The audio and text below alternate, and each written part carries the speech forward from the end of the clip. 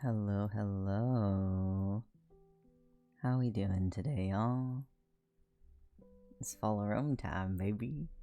Hello, Archa. Hello, Cowl, Crenshaw, Willow, Octopus, Dorky, Lunar, Trashy. I saw you earlier. Duality. You'll never guess who I'm drawing. I think I can guess. Is it two characters? One starts with a D, the other starts with an S, and it's maybe some sort of, I don't know, ship art? Hello, Ash. Hello, Primary. No way, really? Oh my god, there's no way.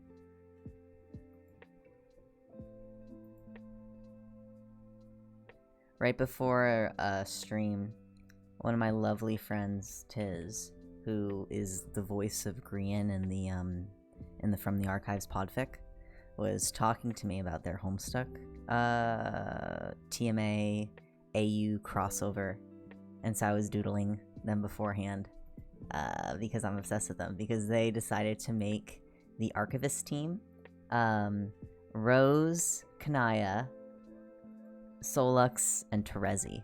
And I was like, you are genius.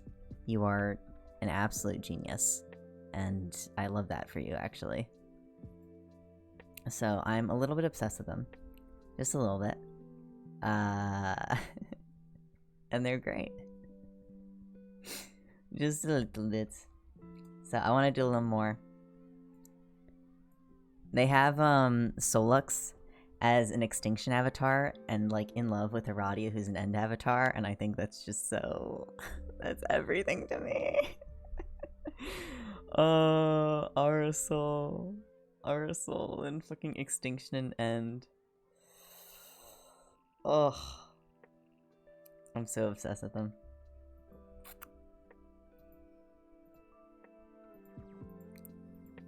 They also have Dave as Stranger Afflicted, or like Stranger Associated, and that's so based. I associate him slightly more with the end, but Stranger Dave is also really, really, really good. Dave being Stranger is so interesting. It really is. It really is. And they're leaning more towards Dirk being Flesh than Dirk being Stranger. Even though you can kind of have some overlap, but the idea of Dirk's kind of copies and stuff like Hal are like more physical, like the idea of like Flesh, which is really fascinating to me. Oh, I'm not talking about a fic. We're talking about this AU thing that a friend of mine sent to me. So, and then Scratch is Elias. And then we actually have Dirk, or I was kind of throwing it out there that Dirk should be Jurgen. And like the idea that Dirk is like really obsessed with like finding and having control over the entities, like playing into that whole aspect is oh, I love it so much. And then I was like, okay, well, okay. If Dirk is Jurgen, can I have a little bit of Soul Dirk, please? And Solux on the Archivist team is like obsessed with finding the Strider books. Like obsessed with finding the Strider books. And like in my mind, I think that Solux like seeks Dave out in like hopes that he can like find a way to get to his brother. Maybe Solux is the one to take Dave's statement, and Dave mentions Dirk or something at some point, and Solux is like, hold the fuck up. Shut the fuck up. Can we return to that really quick? Can we return to that really quick? I need Solux saying the entire Jurgen and Leitner rant, but replacing it with Dirk Strider. I desperately need it. Hello, Ellipti.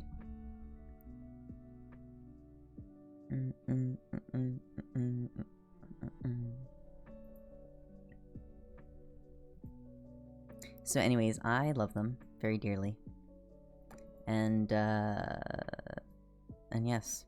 So, but we are not here for that. We are here today to do a little bit of reading. A little bit of, shall we say fic? A little bit of fic reading.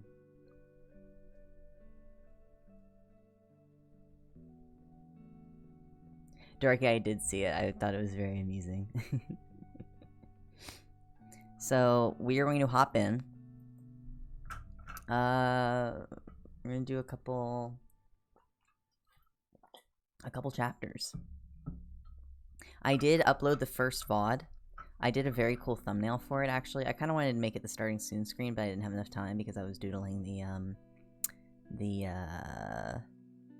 whatchamacallit.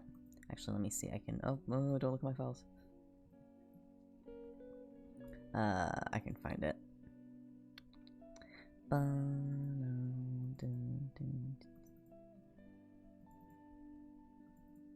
Yes, this is the thumbnail that I made. So, I made it with, like, the cool little silhouette in the background. I got the little guy. I kind of want to make this guy, the one that's here. So maybe I'll do that next stream. I'll have enough time to kind of move it over. But we got the kind of... It's looking cool. It's cool.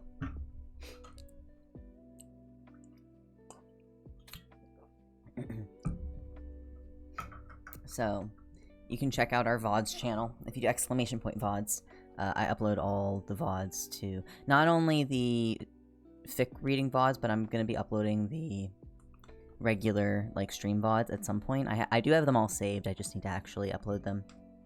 So, they will be there at some point. But yes, alright.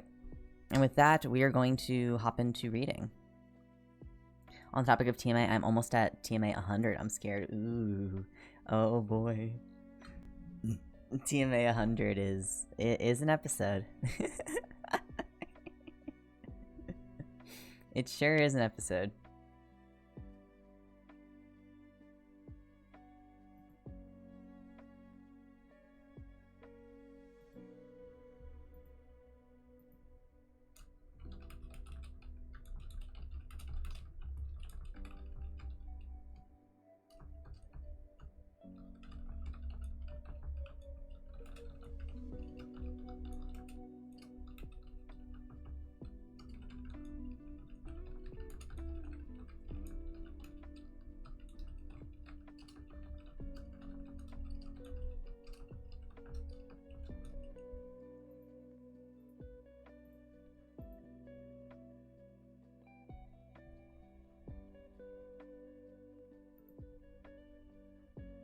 Okay. I'm like 5 episodes into TMA. I need to spend more time listening to it. TMA is so good. TMA is so excellent. I've listened to TMA fully through at least 3 times, and I've listened to season 1 on its own at least like 5 times. I love season 1. I love early TMA so much. I adore it. I love TMA. I need to re-listen at some point. Okay, fic time. Fic time. Turning off music. And it is just us here. Oh my goodness. We are on chapter 6 of The Fall of Rome by acrylicmist. And we're gonna just hop into it. I'm not gonna be doing summaries, because we're doing like a shit ton of chapters each thing. So you're gonna have to keep up. Thankfully, I think that it's less dense than Altiniverse was. So hopefully you don't miss much jumping into it. But here we go. There we go. Alright, chapter 6. Dave enjoyed the mornings when the bus got to school a little earlier than normal. He liked having a few minutes before class started to seek out Karkat at his locker to bother him, since Dave and Karkat's schedules didn't link up aside from lunch break and history class.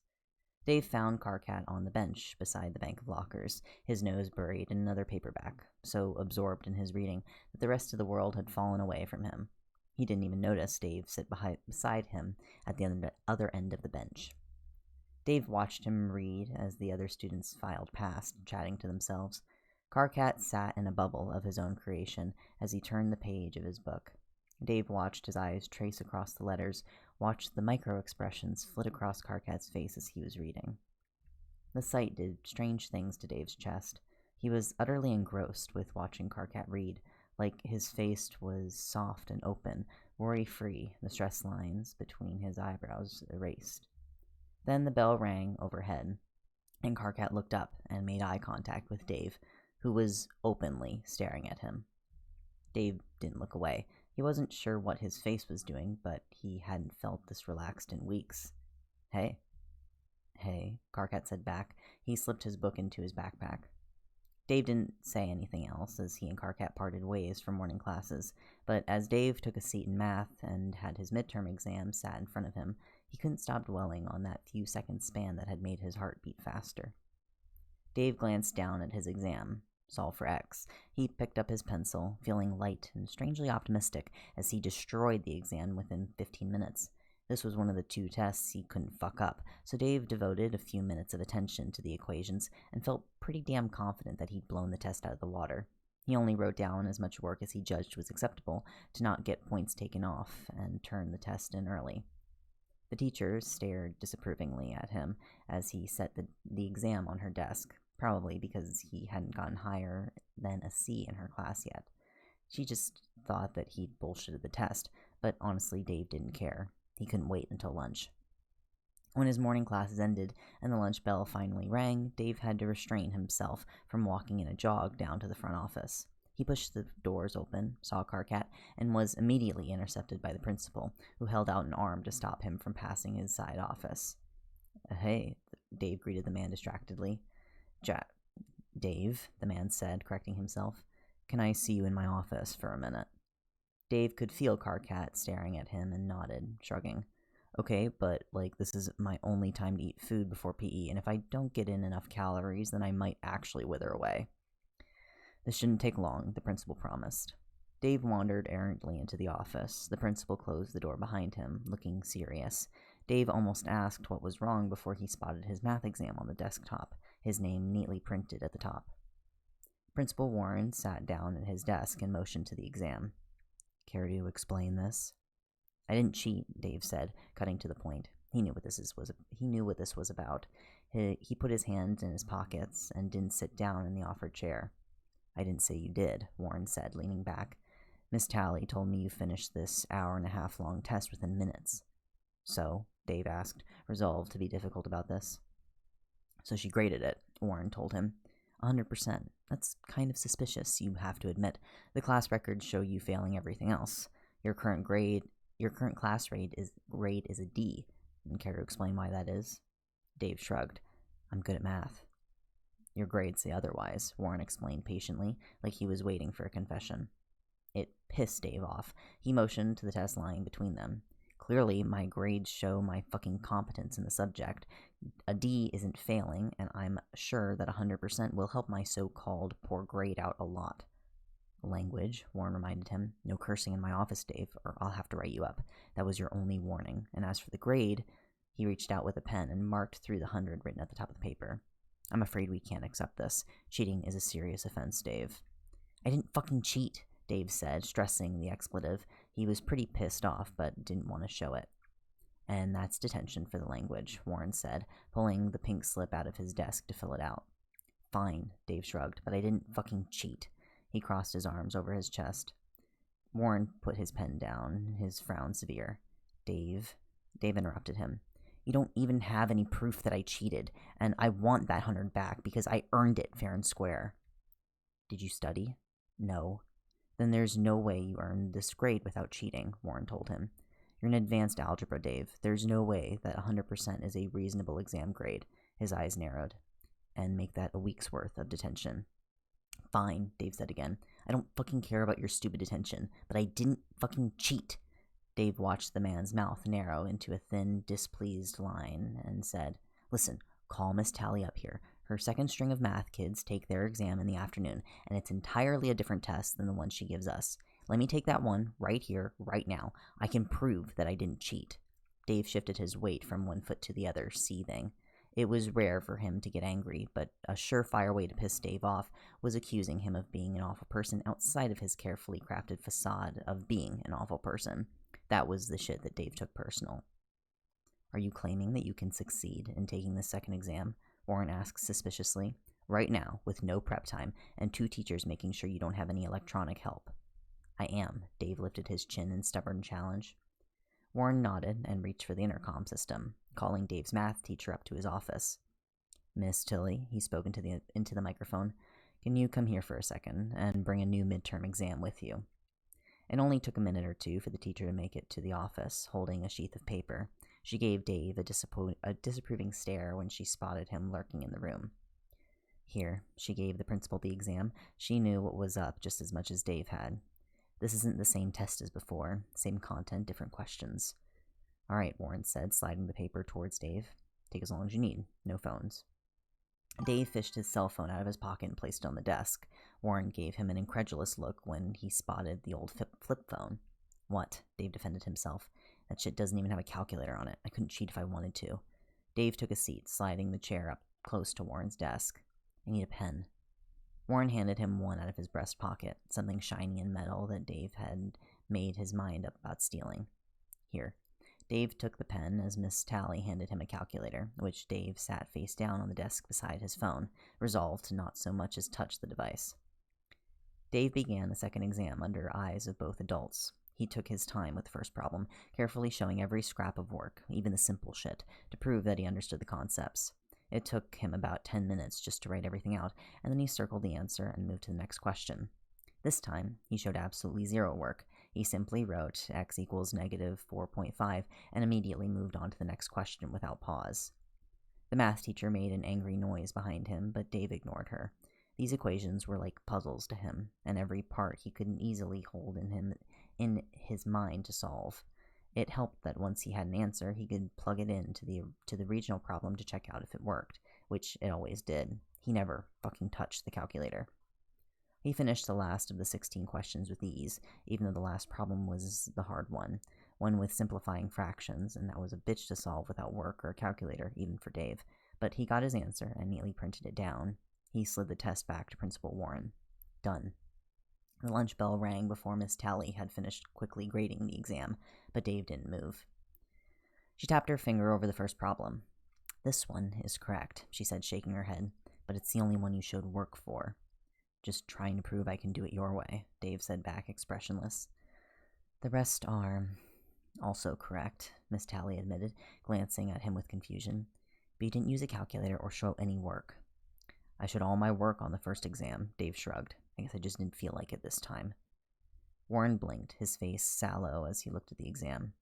And are you sure these answers are correct? Miss Tally nodded, looking shocked. They are, but that should be impossible. They both turned to look at Dave. He stared impassively back. Warren cleared his throat. I was told, aside from your reading level, that you had at best a 4th grade education, he said, coughing. Dave shrugged, again, insulted. Bro might have pulled him from school after 4th grade, but that didn't mean he hadn't gotten an education. Homeschool doesn't equal no school. I'm not fucking stupid. He picked his flip phone up and put it in his pocket along with the pen he was stealing out of spite. This was a nice chat we had, Dave said, standing up. I think we all learned a valuable lesson about making assumptions and discriminatory judgments calls against students. Now, if you don't mind, I'd like to go back to class. We're through here.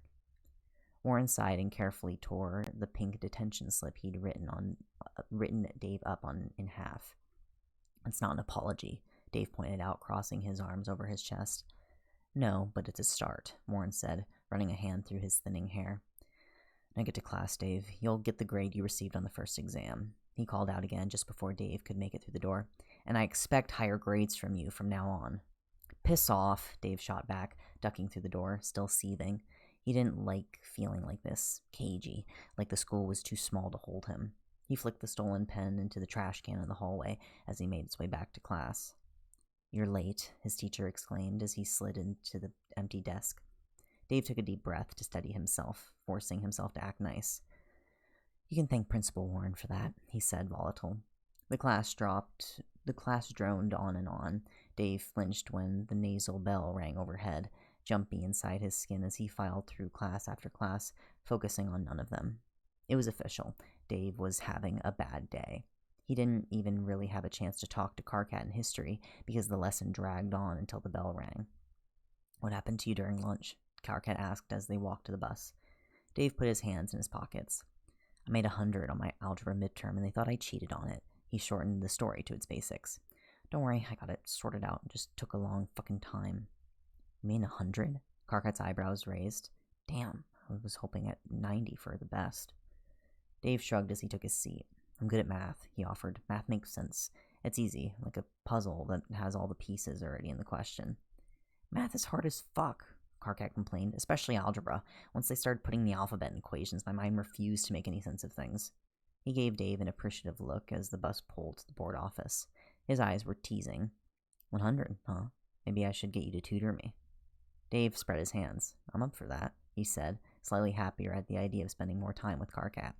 "I'm sure I can get you making those hundreds in no time." "We can talk later," Karkat promised, leaving the bus. "See you soon, Dave." Dave was feeling much lighter now, his miasma devolving in the sunset that poured through the bus window as it drove him back to the safe house. Dave felt even better once he actually got inside the building to realize that Slick wasn't there. He was alone in the small house, and his spirit soared. Then he spotted the Walmart bags Slick had left on the table, and curiosity struck him. He dug through the shopping bags, rummaging through food and basic supplies like paper. He idly tore open a bag of chips and set to eating the entire thing before Slick could return to tell him not to. He set to organizing the new foods in the cabinet by color. He left the papers and other boxes on the table as he unearthed staples, toilet paper, and highlighters. Then he found the box of hair dye, and his eager hunting fell flat.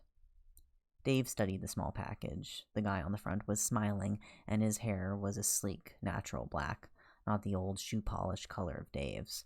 He remembered Slick's words and wandered into the bathroom to have a look at himself. In the mirror, he could easily make out his natural hair color coming through at the roots. He supposed it was getting kind of obvious. His hair had always grown fast and it certainly needed a trim, and the logic dictated the necessity of more black dye. Here was the thing, though. Dave actively hated how his hair currently looked. He could barely stand to look at himself, and just the sight of his natural roots peeking through the black made his heart lift, only to be crushed by the realization that the color would soon be smothered out again. He stared hard at the pale roots, running his hand through his hair to watch color shine through the dull overhead lights. He stared hard at the box of hair dye, fighting the urge to flush the contents down the toilet. He set the box on the bathroom counter and stared at himself again, then at the box, then back to his hair. It was an easy decision to come to. Dave simply did not want to put that black gunk in his hair again. Spade Slick would certainly expect Dave to put the black gunk in his hair again, and if Dave refused, it was too easy for him to see the consequences. There would be screaming, that he was sure for. Dave bit his lip, deliberating. He left the box in the bathroom. His good mood had evaporated. The chips sat abandoned on the table, only half eaten. Dave felt listless and wasn't sure what to do with himself. He was already dreading the confrontation with Slick, and there were probably a lot of hours between now and when the Fed got back for Dave's anxiety to make the situation 1,000 times worse. He didn't feel hungry anymore. He hated the feeling of waiting. It reminded him of the few times a month that Bro had left the apartment. When Dave had been younger, such occasions were cause for celebration, but that was back when Dirk had been there, and they'd play video games on the flat screen and take turns daring each other to open the fridge. After Dave had turned 13 and he had been left alone, the dread of such lonely occasions had set in.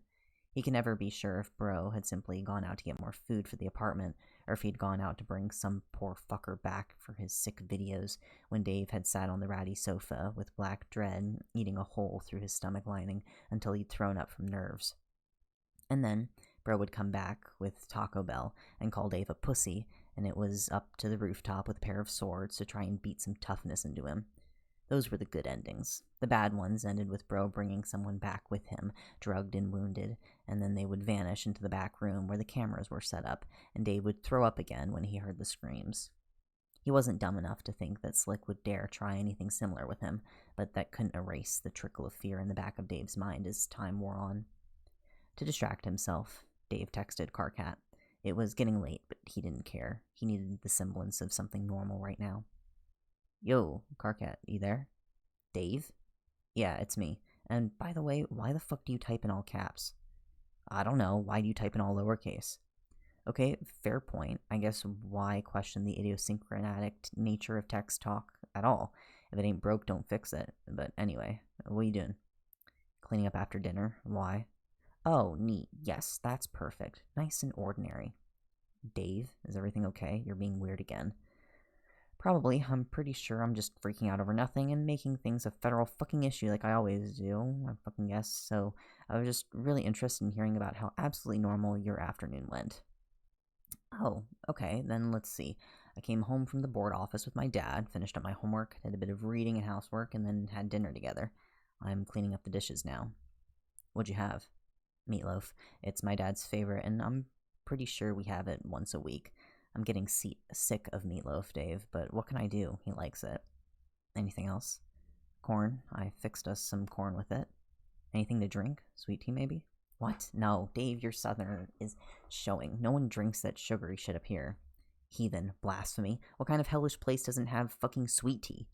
Most places in America don't have sweet tea, dumbass. Oh, shit, really? That's like a thing? Yeah. No wonder I'm suffering from the lack of actually drinkable beverages. All you have up here is fucking Coke. You mean soda? Damn it.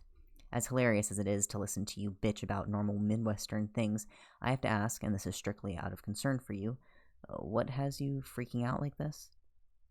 It's nothing important. Like, I know I'm being a shithead about this, but Slick brought back hair dye today to fix up where my roots are starting to show, and for some fucked up reason, my brain has decided that I'd rather die than have that god-awful color anywhere near my head again. And I know that Slick will fight me on this, and I'm just not looking forward to the confrontation because... I'm not looking forward to the confrontation brewing because, for all of my bullshit bravado, I'm really sort of freaking out about it. I hate it, Carcat. I don't even like looking at myself anymore. Or I don't even look like myself anymore. I know that's kind of the point, but out of all the things that I had to give up, I never agreed to myself being one of them, you know? Changing my name was bad enough, but fucking with my hair, it's crossing a line. I didn't even really agree to the color change the first time it happened. I think I was just in shock in the time and in no mental space to argue, and it just sort of happened. And now it's something I have to live with, and I hate it. Okay, wait. Let me see if I understand you. The core of the matter is that you don't want to dye your hair again, but you know that your federal agent person will most likely try to force you to, and that's making you uncomfortable. Yeah, I guess. Congrats, man. You just summed it up far better than I could. Dave, I'm sorry, but you know that your agent is probably right about this. You're only saying that because you don't like to break the rules. No, I'm saying that because some fucking lunatic is trying to kill you, and maybe making yourself hard to find is a good idea. I know, but why does it have to be that color? I just hate that they turn me into something I'm not. And I only just realized what an insensitive douchebag I'm being because you both have black hair and lycanthropy, so let's just chalk that last sentence up to me being a god-awful person. Well, at least you have the self-awareness to understand that that was a shitty thing to say to me. I know, you're right. I'm sorry. How I'm feeling is no excuse for acting like this towards you. What I was going to say before you apologized was that it wasn't such a big deal. Dave, I understand what it's like to lose part of your identity and want it back. I can't get back the person I was before I was infected, and in a way, I understand that neither can you. I don't know who you were before Witsec got a hold of you, and I know that you had to leave behind a lot of things in order to go down this path you're on, so there's some advice from someone who knows what that's like. Try to take the small victories when you can. You say that Slick will try to force you to color your hair and keep yourself disguised. Well, there's other ways to disguise yourself, especially if it's hair you're talking about. Why not try changing the style or something? You want me to get a new haircut? I'm saying maybe this would feel better for you if you got to pick a style that you liked. It's small, but it's amazing how much better you can feel knowing that it's something you chose. Bald it is then. Don't be an asshole, I'm trying to help you. Okay, sorry. You know, that might actually fucking work. Shit, man. That's brilliant. See, I'm full of brilliant ideas. Now I just have to find some fucking scissors. Hold on a sec. Dave, no, do not cut your own hair. That's a terrible idea, you dickweak. What? Why? I sincerely doubt that you can give yourself a hairstyle that won't look like shit with whatever kitchen shears that you managed to fucking get your little gremlin hands on. But you see, I have to get this done before Slick gets back to demand I dye my hair black again, or else hell will break loose. This is a time-sensitive project. Do you even know how to cut your hair? No. Exactly. All you'll succeed in doing is making yourself feel worse about your hair after you weed whack half of it off and make yourself look like shit. Damn. Maybe you're right. Okay, I'll listen to you, but this is a time-sensitive project we're dealing with. What do you want me to do? This is going to sound crazy, but is it possible for you to get out of that safe house somehow? I'm not supposed to leave outside of school, but fuck the rules. I thought you'd say that. They don't lock you in, do they? Well, yeah, but I can still get out. Why? I was going to say, and I know this is fucking crazy, that you should come over to my house. I don't exactly know how to cut hair, but I'm sure that I could do better than you hacking at it yourself in the bathroom mirror. That's... well, maybe that might work. What's your address? Wait, fuck, you don't have a car, do you? Or do you at the very least have a driver's license? Nope, but don't worry, I'll be there soon. How many laws do you plan on breaking tonight? Oh, ye of little faith, have mercy on my poor sinner soul. Hopefully no laws except the one where Slick told me not to leave for any reason, because that one's getting broken right now. Dave made his way over to Slick's fancy Fed laptop. It was sleek and black, and when Dave toggled the trackpad, a screen emblazoned with the Federal Marshal's badge popped up. There was no entry port for a password, not that Dave thought he'd have any luck breaking into the device if there were. Instead, there was a small square lead spot on the body of the laptop for the trackpad for the fingerprint identification. Dave grinned to himself as he shifted his cell phone to the other hand, typing away to Carcat as he looted the kitchen for tape and cocoa powder. Relax, this town has a cab service, right? Or Uber? That's a thing they have here, isn't it? Yeah, but they don't usually run this late at night. Nah, man, Ubers are always ready when people need them to be. Okay, just wait a second. Dave lightly brushed the chocolate dust across the brass of the doorknob, revealing several overlapping handprints, most of them Slick's. It took only a second for Dave to find an appropriate thumbprint and press the scotch tape over it. When he carefully peeled the tape away, he got a perfect replica of Slick's thumb. Dave made his way back to the locked laptop, wielding the strip of tape before him like a sword. With some higher-up security laptops, this would never work because those fuckers detected, like, pulses and shit as well. But for Slick's laptop, this might just be stupidly simple enough to work. Dave placed the tape across his own thumbprint and laid it across the keypad. A small light flashed across the sensor, and an instant later, Dave was greeted with the home page, clustered with approximately one fuckton of icons and disorganized file shortcuts. He grinned, exhilarated at the victory as he placed the used tape in his pocket and replaced the hot chocolate mix in the back of the cabinet.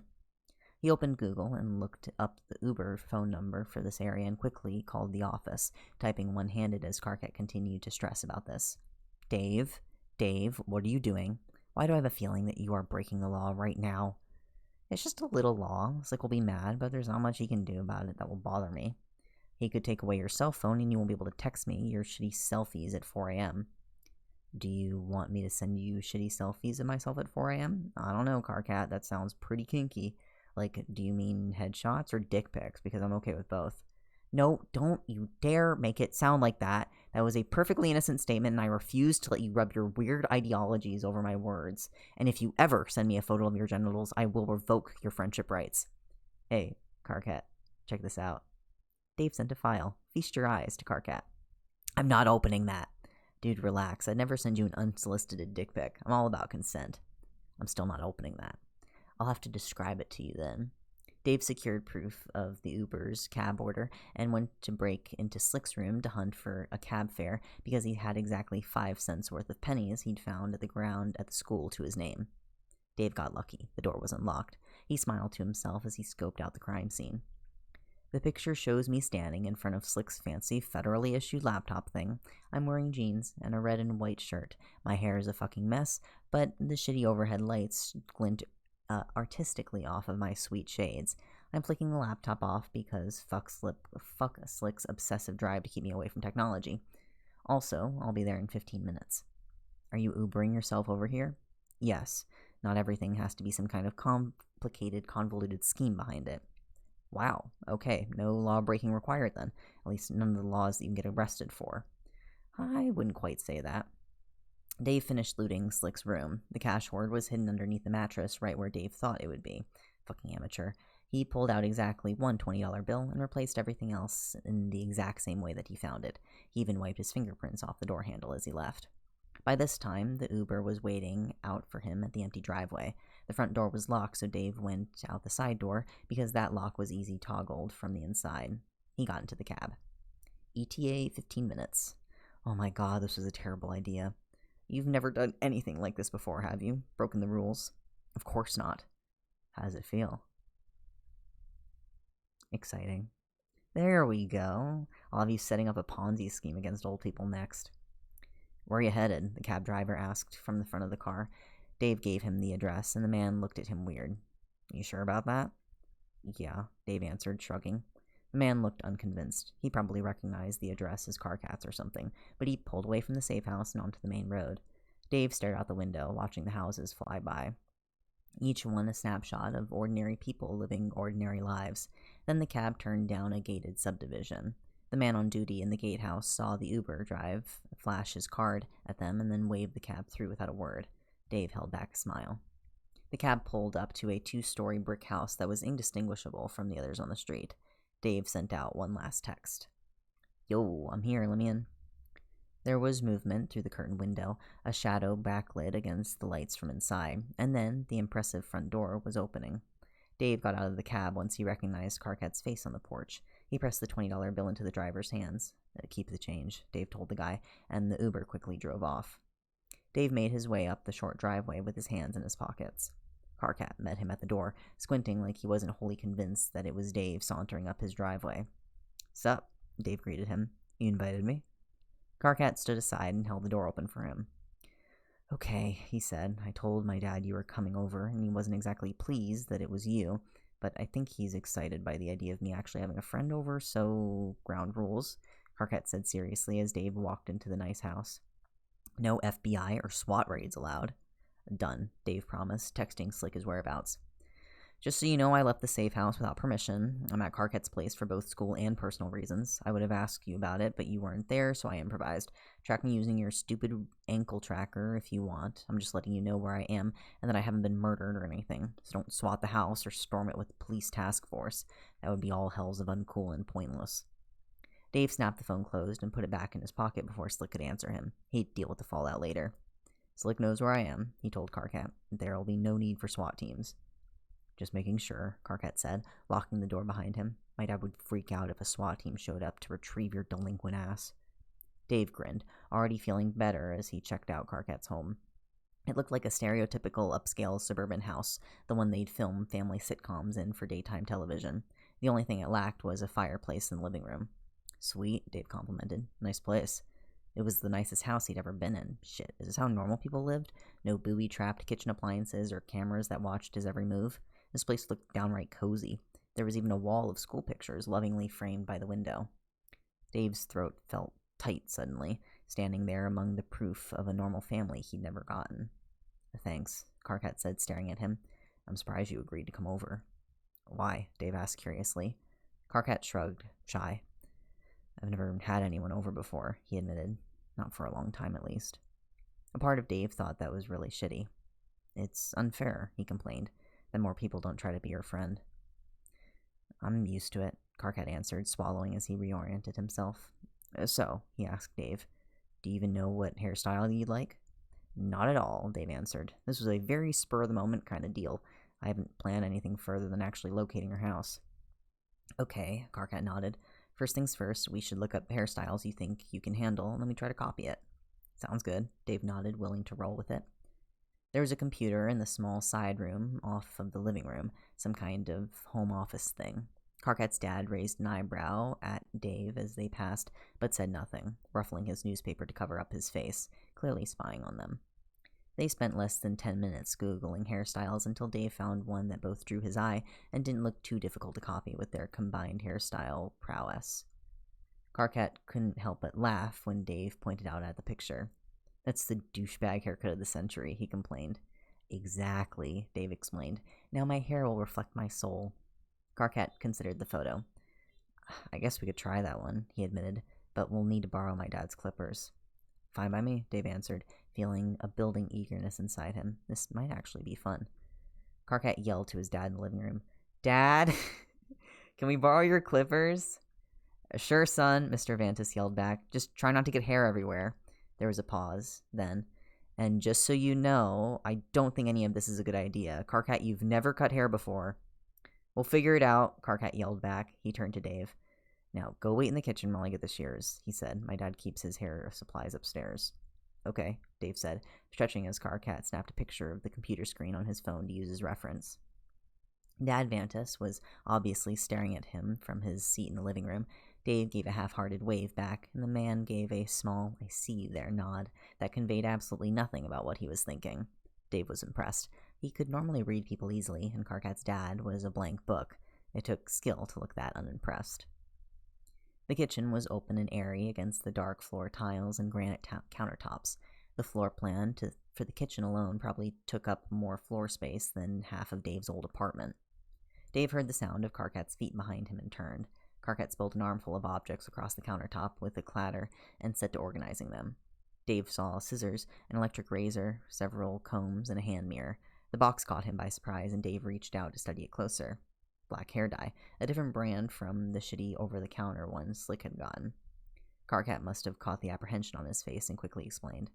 I thought we could use it on the top to clean up the edges. Where did you even get this? Dave asked, turning the box over in his hand. Karkat blushed. The color flooded his cheeks as Dave studied him with delight at the expression. My dad uses it to cover up gray hairs I'm certainly responsible for. Oh, neat, Dave said lamely as he put the small package down. He still wasn't sold on the dye, but the rest he was ready for. Let's fucking do it then. It started out simple. Dave brushed through his hair after teasing Karkat about having head lice, purposefully using as many combs as possible to cement the joke. Karkat swiped a chair from the table for him, and they turned the kitchen island into a makeshift beauty parlor. Dave only hesitated once Karkat plugged in the electric clippers. The sound of them was loud. It filled the kitchen, bouncing off the tiled floor. Dave's ears were ringing as Karkat put some kind of attachment on the end of the device to prevent them from cutting too close to the skin. Dave's legs started to bounce from where he was seated in the chair. Are you sure about this? Karkat asked, holding the buzzing shears. Once we start, we can't really go back. Dave nodded and braced himself. This was what he wanted, but it took a moment for him to undo his own anxieties enough to allow Karkat to come close to the back of his head with the screeching device. Karkat stood close to him as Dave sat down in the chair, and Dave hadn't felt so vulnerable in a long time as Karkat occupied his blind spot. He jumped when he felt the first touch of the clippers against the back of his neck. Karkat froze. Are you sure you want to do this? He asked, concerned. Yeah, Dave said. Just go slow, okay? And ignored the obvious that's what she said joke, because that's just implied at this point. Dave's leg was still bouncing, but he couldn't do much about that as he choked back his instinctive fear of letting anyone that close to him, physically barring the back of his neck to Karkat against all of his better instincts. Karkat set the clippers in place for a second attempt.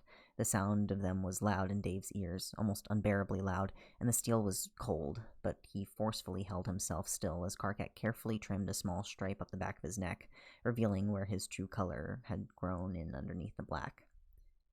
Karkat kept going, slowly revealing a palm-sized area of hair short as fur, freshly clipped. Karkat paused, and the clipper shut off as he studied the color. You know, he said thoughtfully, I thought you were just blonde underneath here, but it's too pale for that. I know, Dave said, dreading what came next. There was a silence. Karkat loudly cleared his throat. Dave, he said gently, can you take off your shades? I can't exactly shave around them.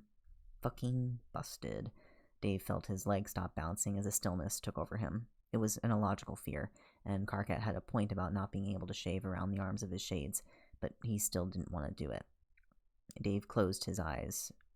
Turn off the overhead lights first, and said, and I won't be able to see very well without them. They're prescription. Prescription? Karkat echoed. Yeah, Dave admitted. I actually have shit vision without them. Why not go for normal glasses then? Karkat asked logically. Why sunglasses? Turn off the light first, Dave advised.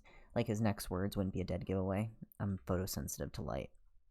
Karkat obediently flipped the light switch by the stove, and the artfully shaped overhead lights cut off. There was still plenty of light to see by streaming in from the living room, but Dave figured the newly darkened kitchen wouldn't hurt his eyes any. Karkat, he asked just to be nosy. You've got supervision, right? Yes, Karkat said simply. Night vision, too. Great, Dave replied, not sure if he meant it. His legs started bouncing again. So you'll be able to see me just fine. Yeah, Karkat answered. Don't freak out, okay? Dave said, bracing himself as he reached up and pulled his shades off before he could change his mind. He kept his eyes closed for a moment, and when he opened them, he saw Karkat staring directly at him. He blinked slowly, ready to be judged. Karkat didn't even have the decency to look surprised. That bastard must have just guessed the truth on his own. Dave cleared his throat. You know, he said, lycanthropy isn't the only medical condition out there that causes red eyes. Karkat's own red eyes were full of understanding. So that's why you keep them hidden, he said softly. Dave shrugged. The photosensitivity thing is a big part of that too, he offered lamely. I can't take bright lights of any kind. My biggest enemy right now is the sun, and its eventual goal to blind me in inches. Karkat softened. All the tension drained out of him, and Dave hadn't realized he'd been holding it. I like them, Karkat told him, smiling shyly. We match.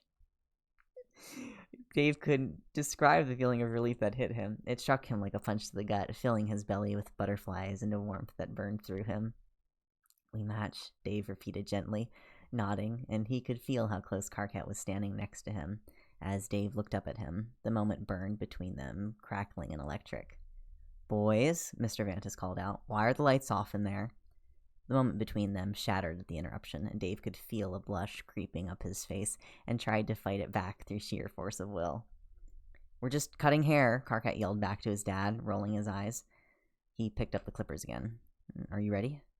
Dave tilted his head down in answer and let Karkat continue to carefully cut away the dyed hair along the side and back of his head, revealing where the white had grown through. Your hair is so fine, Karkat commented, examining his handiwork. Much finer than mine. It's always been too coarse and wiry. It's not wiry, Dave replied. It's fluffy. Fluffy, Karkat repeated, incredulous, but there was an edge of humor there. You're too kind to me. And, Dave answered without thinking, you deserve it. Karkat paused, the clippers buzzing in his hands. Dave felt that blush he'd managed to fight back return in full force. Neither of them said anything else as Karkat continued to clip further up the side of Dave's head, and if he stood closer than he had before, then what of it? Dave felt the gentle scrape of the plastic blade guard rasp against his skin as Karkat continued to methodically trim up the top of his head. Dave could feel the exact moment when Karkat's clippers hit the patch of scar tissue on the right side of his scalp, and he couldn't help but flinch away at the feeling. I'm sorry, Dave apologized, freezing. I'll hold still. There was a pause, and then Karkat resumed trimming carefully around the scar, revealing the places where Bro had slapped him with the flat of his blade. The wound was straight-edged and about 4 inches long, a clean slice where the hair had never grown back properly. Dave held his breath and counted the seconds as they passed in silence, and then he felt the warm, delicate touch of Karkat's hand as he pressed a single finger against the scar. Dave had to hold back a shudder. What happened? Dave shrugged without moving any part of himself. It was a skill he had perfected over the years, and it got the point across without saying anything at all. It doesn't matter, he said flatly. It's an old scar. Karkat hesitated, sensing that Dave wasn't going to give him a more defined answer. It's going to be visible now that your hair is short at the sides, he said. I know, Dave answered, his voice quiet. I don't mind. He forced his fingers to lie still in his lap, staring at the scars that crossed his knuckles and fingers. I think I'm mostly done with the clippers, Karkat said softly, setting them aside. He studied his handiwork with a keen eye. It's a little imbalanced at the top, he admitted, but I think we can get it shaped up enough to work. He handed Dave the hand mirror to have a look for himself. Dave studied his reflection closely. He'd never really had short hair before, and it took him a moment to reconcile his reflection with the exposed shape of his skull beneath its nearly buzzed covering of white hair. The scar was obvious and eye-catching, but Dave shrugged that off as expected. Besides, the mark didn't bother him. It was just another fact of life, proof of one time he hadn't dodged fast enough. Dude, Dave said, oddly delighted. I look like a reverse skunk. In a way, it was true, with the untamed mop of darker hair on top surrounded by white. Oh, we can fix that. Dave waved his joke as he picked up the scissors. Now, hold still. I'm going to even out the edges so it's not so blocky towards the top. Dave set the mirror back on the counter, and he was smiling. It was a lot of work to get what was growing out of the top of Dave's head under control, but Karkat worked diligently, snipping away bit by bit, until Dave's hair began to resemble that of a classic douchebag. Dave couldn't be happier with the result. He hadn't felt more like himself in months as he eyed the almost finished product. "What do you think?" Karkat asked him curiously, as Dave turned the mirror around to try to see himself from all angles. Dave kept quiet, letting the anticipation build before he said, "Damn, I look hot." Karkat burst out laughing at that. True laughter, the unrestrained, free kind that pulled at Dave's chest as he joined in. He couldn't manage to laugh as easily as Karkat, but he got out a few chuckles at his own expense, his shoulders shaking. His eyes were still bare, and for once being seen didn't bother him. Dave could feel his phone vibrating in his pocket and ignored it. "I think we're running low on time," he admitted. "I can feel Slick trying to text me. Not that I'm going to answer him or anything." Karkat sobered up, studying Dave closely as he walked in a circle around him, examining him from all angles. "I think we're done," he said, surprised. "It doesn't look terrible, actually, aside from the inherent douchebagness of the style itself. I'm impressed." He went to grab a broom to sweep up the mess of shorn hair they'd left on the tiled floor. "Let me help with that," Dave said, jumping up out of the chair he'd been sitting in for too long. Karkat shrugged and let him take the broom. Dave began to sweep up all the hair into a neat pile. "Shit," he joked, "we can make a cat out of this." Karkat shook his head, grinning. "Gross," he complained, his eyes twinkling. Dave was still smiling. He couldn't remember ever smiling like this, but the expression faltered when he felt his phone buzzing with an incoming call. Karkat clearly heard it ringing. He cleared his throat, stepping back. "You gonna answer that?" Dave shrugged helplessly. "I probably should," he admitted, fishing the phone out. The caller ID read SS, and Dave sighed. "One moment," he said, turning away from Karkat. He accepted the call with trepidation. "Hello?" Dave was greeted with the sound of Slick breathing heavily into the phone and nothing else. His heart dropped. "Slick, you there?" Dave asked, trying to get some kind of response. "Tell me," Slick said, his voice low and growly. Tell me you are not where your tracker says you are. Tell me your ass is still at the safe house." "I can't do that exactly," Dave said, hedging his bets on what would make Slick not attempt to strangle him on sight. "Because I am exactly where the tracker says I am." He heard the pattern of Slick's breathing increase and tried to ward off the coming explosion. "I did text you the address," he defended himself. "I let you know exactly where I was." There was more silence, and then Slick spit out, "I'll see you there in 5 minutes," and hung up the phone. Dave put the phone back in his pocket. Karkat was staring worriedly at him. "How much of that did you hear?" Dave asked curiously. Karkat shrugged, rolling his shoulders. "All of it," he admitted. "He sounds pissed." "He is pissed," Dave said, shrugging. "I'll deal with it." "Are you sure?" Karkat asked, concerned. "He sounded pretty fucking mad." Dave reached for his shades and slid them back into place. He didn't try to explain that Slick could yell at him all he liked. For all Slick's bluster, Dave knew the Fed wouldn't lay a hand on him, and without that fear of being beat, Dave felt oddly detached from anything Slick might do in retaliation. Dave finished cleaning up the hair in silence. Karkat had a dustpan, and by the time the floor was clean, the kitchen chair returned to its place at the table. Slick's car had pulled up into the driveway, headlights shining through the front windows as the car idled.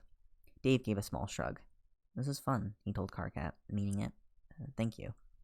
Karkat shuffled his feet behind Dave as they walked past Karkat's dad and back to the front door. Mr. Vantis looked equally as concerned as his son, but he didn't say anything as a loud knock came from the front door. Dave braced himself as Karkat checked through the people. "It's him." "Open it," Dave said, expressionless, and then Slick was there. The man might have been shorter than most, but he filled the doorway, looming tall and imposing. Slick was about to explode with anger, but then he caught sight of Dave and did a double take. "Did you cut your fucking hair?" he asked, incredulous. Dave nodded sharply, wordless. Slick's eyes found Karkat standing behind him and pursed his lips. "Is your dad home?" "Yes," Karkat answered boldly. Slick nodded to himself, his jaw working as he at least got confirmation of parental supervision. Dave saw him reeling in his anger, trying to force himself to calm down. "Dave," Slick said, "go get in the car." Dave put his hands in his pockets and slunk past him out the door. His footsteps echoed on the pavement. Slick followed him wordlessly. The car was still idling as Dave slid into the passenger seat. "Seatbelt." Slick grunted at him and got behind the wheel. Dave silently obeyed, ready for the coming battle. Slick began slowly. How did you get over here? I called an Uber, Dave said. How'd you pay? You keep $5,000 of cash under your mattress, Dave said blandly. I used a 20 to pay the driver. He didn't volunteer anything about breaking into the laptop. That could be a secret for now. Dave knew he'd probably have to use that trick again. Shit could be useful. Slick just nodded to himself. How'd you get out of the house?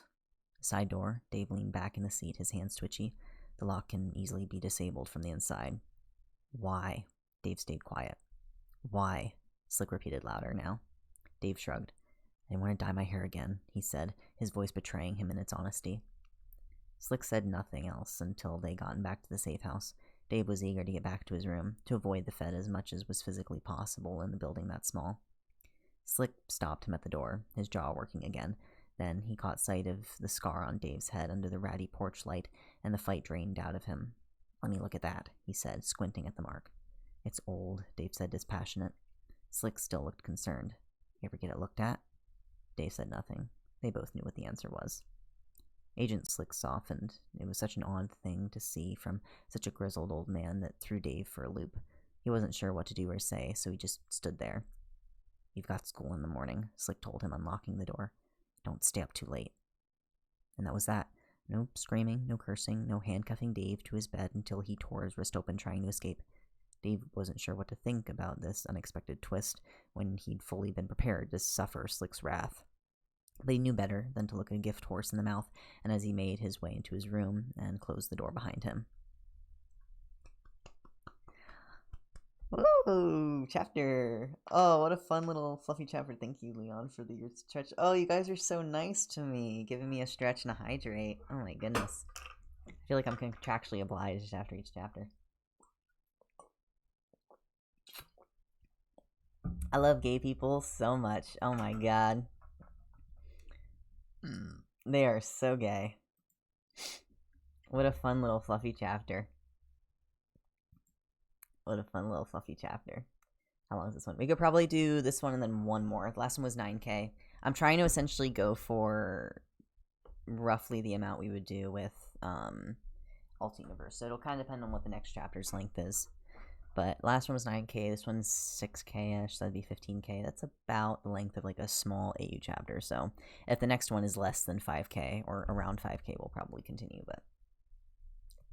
Alright, chapter 7.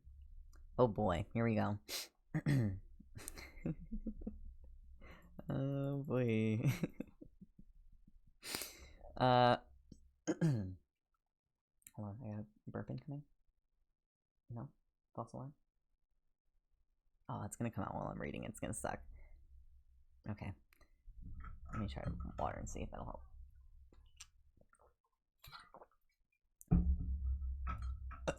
Okay, little one. There we go. Okay, chapter 7. The next day was better. Slick was already gone by the time Dave left for school, off to meet with the rest of his crew about legal schematics as they prepared to inform the families of the people Dave had identified of their probable fate. Dave tried not to think too hard about that. It's not like he could bring them back. Granting a little bit of closure was the best he could fucking do, and he'd done that part already. A part of him was concerned about the news breaking to the general public. They'd brand Bro a serial killer, even if that wasn't entirely accurate, and Dave knew that the title would piss Bro off from wherever he was hiding from the law. But Dave knew his bro would be more pissed that Dave had spilled the beans. Dave had just pinned an even bigger target on his back, up the risk, let Bro know that he was working with the feds, and so must be taken the fuck down with extreme prejudice as soon as possible. It didn't really bother Dave. He'd grown up surrounded by the constant threat of death. Upping the risk by a factor or two didn't make him any more dead if Bro ever found him. At the very least, Dave's act of betrayal merely lengthened how long Bro would draw the act out, but Dave wasn't worried about that either. He could take pain. The thought didn't scare him. There was nothing Bro could do to him that he wouldn't expect, no matter how creative his brother/father got. But these dark thoughts wouldn't do for such a beautiful morning. Dave took a seat on the bus as it bounced along the cracked pavement to the school. He felt warm from the sunlight that streamed in through the window, the sun not yet high enough for its touch to bring true heat. The morning was still warming up, the leaves of the trees unfurling at the first touch of early light. When Dave pressed his hand against the chill glass, the window retained a foggy print of his fingertips long after he'd taken his hand down. He watched the sun slowly burn away the memory of his touch and wondered if all his sins could be forgiven so easily. The bus reached the school a few minutes early. Dave had just enough time before the bell rang to go and seek out Karkat again. Dave found him by the lockers, sitting on the wooden bench like he was waiting for Dave to show up. Dave couldn't help the smile that crossed his face at the thought. "Hey," Dave greeted him. "Hey," Karkat said back, as Dave took a seat beside him at the opposite side of the small bench. "How was your night?" Karkat asked, concerned. Dave shrugged. "Slick let me off easy," Dave said, still disquieted by the whole event. "He didn't even yell at me." Karkat's eyebrows raised in surprise. "That's good, right?" "Probably," Dave admitted, his fingers drumming on the knee of his jeans. "I'm not entirely sure, to be honest. He had every right to chew my ass out for breaking the rules that I promised to follow." "Why do you think he didn't?" Karkat asked. Dave shrugged again. "Maybe he categorized me having a small mental breakdown, running away, and cutting off all my hair as a completely normal teenage reaction. Shit, Karkat, isn't that what we're supposed to do as angsty teens when shit happens? Radically change our outer appearance to try and take control back for ourselves?" Karkat stared at him in consideration. I think you're right," he admitted. "Plus, even I have to admit that your new haircut doesn't actually look that bad." Dave reached up to rub at his newly shortened hair. The softness of the compliment caught him off guard. "What can I say?" Dave said. "You did a good job." Karkat nodded, grinning. The expression made his eyes sparkle. Then he looked away, focusing on someone else as a pair of unfamiliar students approached the bench. "Sorry," the girl said, looking embarrassed. Dave recognized her from a few of his classes, but didn't know her name. "But me and my sister were wondering if you both would be interested in joining our book club after school." The other girl spoke up, excited. "I couldn't help but notice that you read a lot, so you might be interested." Karkat blinked, shocked. Dave was secretly delighted by the baffled expression on Karkat's face. "You want me to join your book club?" "Would you?" she asked, hopefully. Karkat turned to Dave, who was grinning from ear to ear. "Oh, yes," Dave nodded. "Hell fucking yes, that's a great idea." "No," Karkat tried to argue, then paused, looking thoughtful. "Or maybe yes? I don't know. I'd have to check to see if that's allowed first." "Oh, okay," the girl brightened, enthusiastic. "We meet on Fridays for an hour or so. Sometimes there's snacks," she added, sweetening the pot. Dave was fucking sold. Anything that would keep him out of the safe house for longer was a good idea, and with the added bonus of Karkat's presence, fucking awesome. Karkat was struggling not to sound excited. "Oh, well then," he said, swallowing. "I'll get back to you later if my dad thinks it's a good idea." The girls nodded, looking pleased, and they left whispering to themselves and smiling. One of them even glanced back to wave goodbye. Karkat looked stunned. "What the fuck just happened?" he asked loudly. Dave couldn't help the smile he wore. "That," he said greatly, "was an olive branch of extended potential friendship." He leaned over to nudge Karkat with his elbow. "See," he said gently, "people have noticed us hanging out. They see us talking. They see you smiling at my dumbass jokes." "So?" Karkat asked weakly. "So, once they saw you being treated like a person, I guess it reminded them that they should make an effort to do the same," Karkat said, kicking his leg out in front of him to cross his ankles. He leaned back, the picture of ease. "They've never tried before," Karkat pointed out, slightly bitter. "Would you have let them in?" Dave asked softly, remembering how Karkat had acted the day that Dave had arrived to school. Closed, cold, pissed off, 100% ready to abhorrently reject all forms of social contact. Karkat paused, looking torn. "Maybe not," he admitted. "I don't know."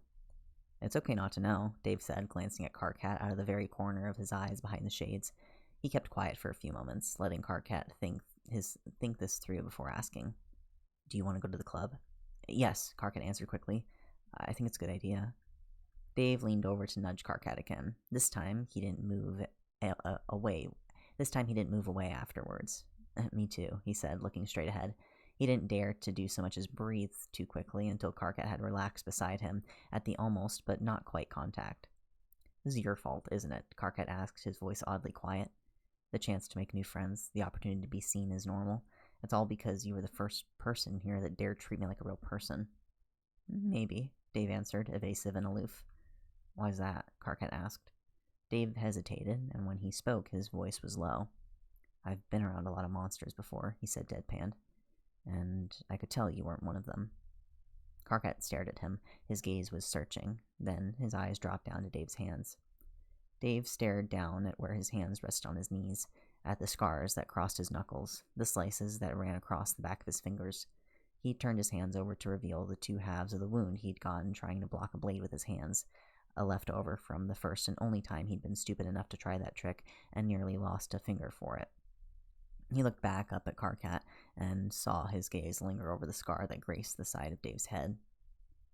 Do I even want to know what happened to you? Karkat asked softly. Dave slowly shook his head. You see, he explained, your tragedy is that everyone knows what happened to you. You can't hide it. And mine, Dave didn't smile, is that if I have my way, no one ever will. Karkat nodded, worrying his lower lip. That's a lot to try and keep hidden, he said, staring straight ahead. Why choose that kind of burden? Dave shrugged. It's better if no one knows, he admitted like a secret. Does Slick know? Karkat asked. He wants to, but I don't tell him shit. Dave said and shrugged again. He wasn't sure why he was still talking. Something about Karkat's patient listening just drew the words out of him in a way that the feds had never accomplished. Why not? Well, Dave started, but was interrupted by the bell as it rang overhead. Karkat stood up. Dave copied him. Neither of them moved past. Overhead, the bell continued ringing, announcing the beginning of the school day. Karkat was still staring at him. There was something unreadable in his face that softened as the moment dragged on. Okay, Karkat said, breaking. He held out his arms. Come here. Dave just looked questioningly at him. It's called a hug, Karkat said, exasperated, and you've earned it, so get your ass over here. Dave hesitated, and before he could decide, Karkat stepped closer, and Dave let himself be embraced by his friend. Dave stood there, frozen with Karkat's arms around him, but then something shifted. Dave didn't feel the urge to pull away at the contact like he would have if anyone else had tried to touch him. Instead, his own arm came up, and he hugged Karkat back on instinct, and in that instant, Dave realized that he didn't want to ever let go. The hug itself was perfect. Karkat was the exact correct height so that Dave didn't feel overwhelmed, and his grip was exactly tight enough to ground Dave without being constricting. And the overhead bell had stopped ringing, and the hallways were empty, and the moment kept dragging on. Too long, maybe, for a proper hug, but Dave couldn't bring himself to care. Karkat let go first, his chin lowered as he swallowed thickly. He nodded to himself, his jaw working. I'll see you at lunch, he said, and Dave could only nod in reply as Karkat made his way to class.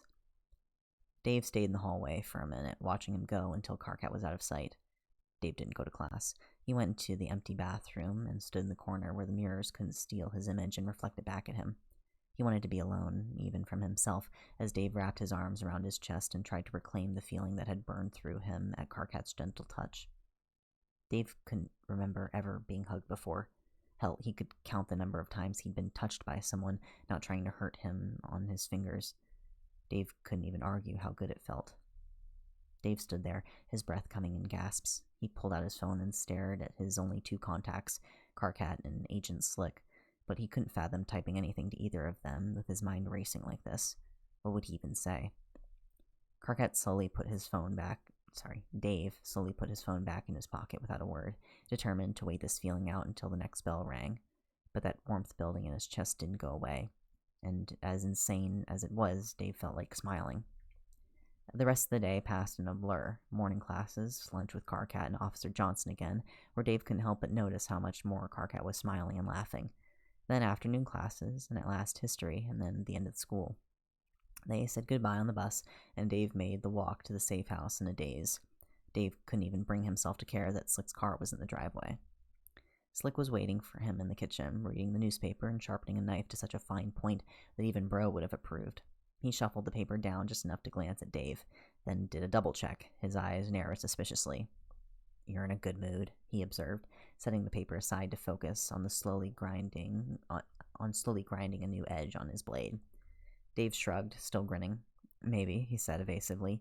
He felt light enough to walk on air. Slick squinted at him.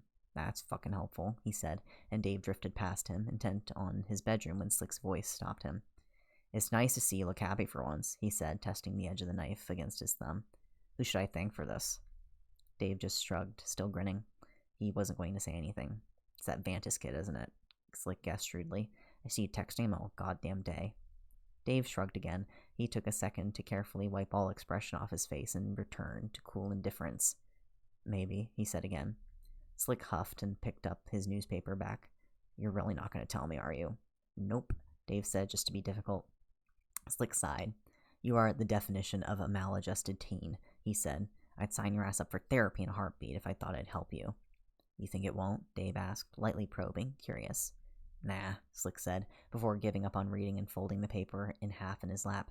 For therapy to work, you've got to actually talk to the fucking doctor. He gave Dave an equally probing look. You let me know when you think you're ready for that, and I can find you a good doctor for you, understand? Dave swallowed around his inability to talk to anyone openly and nodded silently in response. Dave was self-aware enough to know therapy was definitely something he needed, but he also knew himself well enough to know that opening up to a stranger was not in his foreseeable future. He made his way to his room and shut the door behind him, tucking away Slick's promise into the back of his mind. Monday again. His bus kept arriving earlier and earlier, and Dave couldn't help the sneaking suspicion that was in part due to Slick's meddling. Dave stuck his hand in his pocket as he wandered the mostly empty halls over to the bank of lockers and the bench where he predictably met Karkat. What's the plans for today? Dave asked as a greeting. Karkat grinned up at him and snapped his book shut. I've got my English essay due this morning, he said proudly. I wrote it on everything wrong in Romeo and Juliet, with a few helpful suggestions on how to fix the major plot points so that hopefully everyone survives the fucking story. Like what? Dave asked curiously. Like having Romeo listen to his dad and never gate-crash the party in the first place? Karkat scowled. Don't be ridiculous, he said. Negating the entire storyline does not mean that everything is fixed. I don't know, Dave shrugged. Seems like avoiding all the death and struggle in the first place is the obvious right answer. But that's not the point, Karkat argued. Besides, no one would be happy in the end. Everyone would have been alone and miserable. That's preferable to dead, Dave pointed out with a cheeky grin. Karkat wasn't impressed. Try telling that to Romeo and Juliet, he scoffed. They both chose death over being alone and miserable. No, Dave countered. They chose death because Shakespeare was writing a tragedy. Karkat looked at him in surprise as he continued. The story was never meant to have a happy ending. It's a simple explanation to a question high school students have been asking themselves for the last 50 years. Karkat paused. It can't be that easy to explain, he said. I like my explanation better. Which is? Dave asked. Karkat shrugged, standing by his locker as the other students began to fill the hallways in preparation for class. Every time they reached out to show compassion for each other, the world they were in reacted with violence. In the end, they couldn't escape fate. That's the real tragedy. Dave gulped, the words hitting a little too close to home for his comfort. And how would you fix that? The same way I'll make the world I'm in accept me, Karkat said, his voice hardened with determination. By changing the world so much that fate loses its power to cause harm. Do you really believe that? Dave asked softly. That you can outrun fate? It's not outrunning, Karkat explained, shaking his head. His eyes were clear and earnest. It's fighting against fate so much that you break free of it.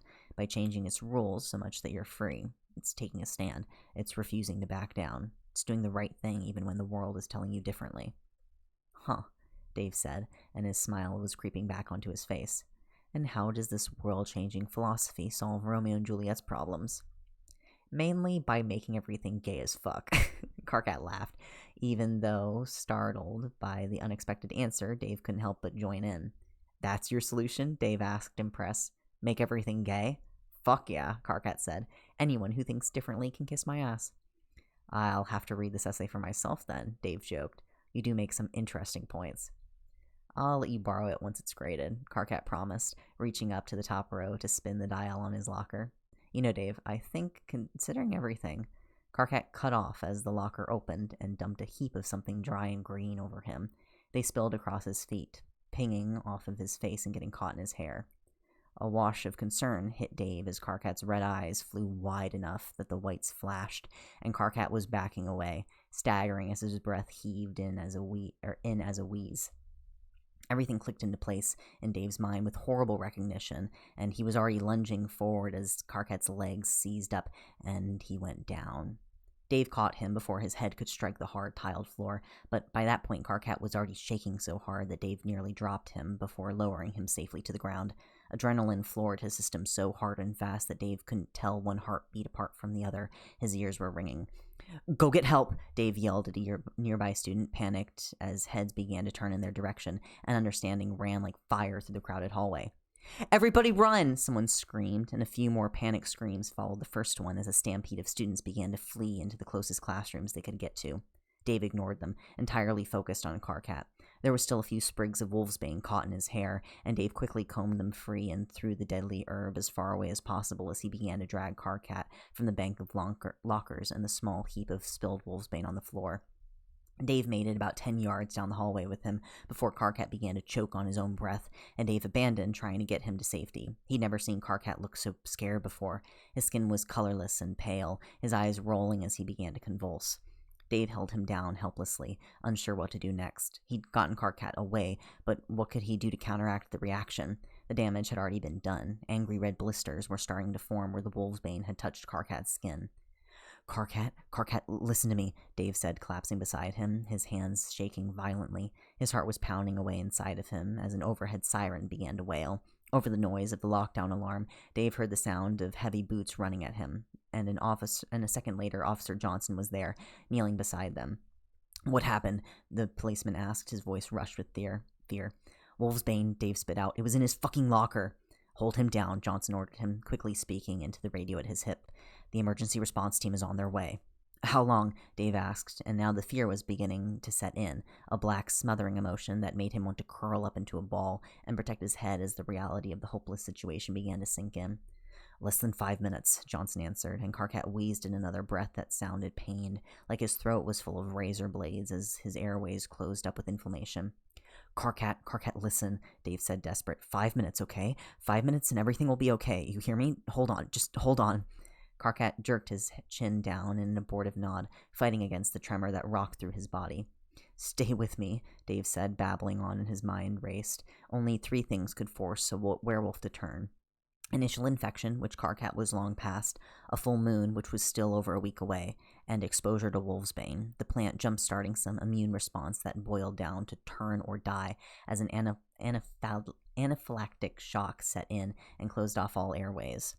Karkat heaved in another pained gasp to drive home Dave's fear, and his red eyes were wide and terrified. He tried to say something that sounded like "run," but ended with a choking noise. Johnson clearly agreed. "Dave, you should go. It's not safe for you here." "Fuck you," Dave said, the response automatic. "I'm not fucking leaving him." "Dave," Johnson ordered. His voice was a warning that Dave didn't care to heed. "No," Dave said flatly, clinging tighter to Karkat. The siren screaming overhead was all he could hear. The sound buried its way into the space behind Dave's eardrum to fill his skull with static.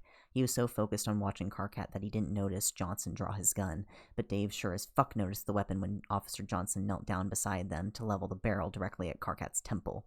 "No!" Dave yelled, forcefully snatching for the police officer's arm with the hand that wasn't cushioning Karkat's head from the hard-tiled floor. He could taste his own panic coating his tongue with a bitter, acidic taste as he pleaded.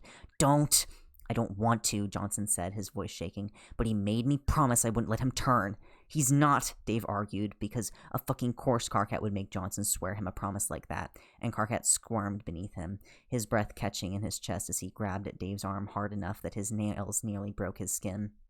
Karkat was still staring at him, pleading with his eyes as another wave hit him, his muscles tensing and jerking senselessly. No, look at me," Dave commanded, and Karkat was still staring at him, and his eyes were so alive and vibrant and scared. "Just look at me, Karkat. I'm right here. Just look at me and breathe and everything is going to be okay." He put his hands on Karkat's face to wipe away the tears he found there, holding him steady as Karkat struggled against his rebellious body. He ignored the gun still pointed at Karkat's head. He ignored everything that wasn't keeping Karkat as calm as possible until help arrived.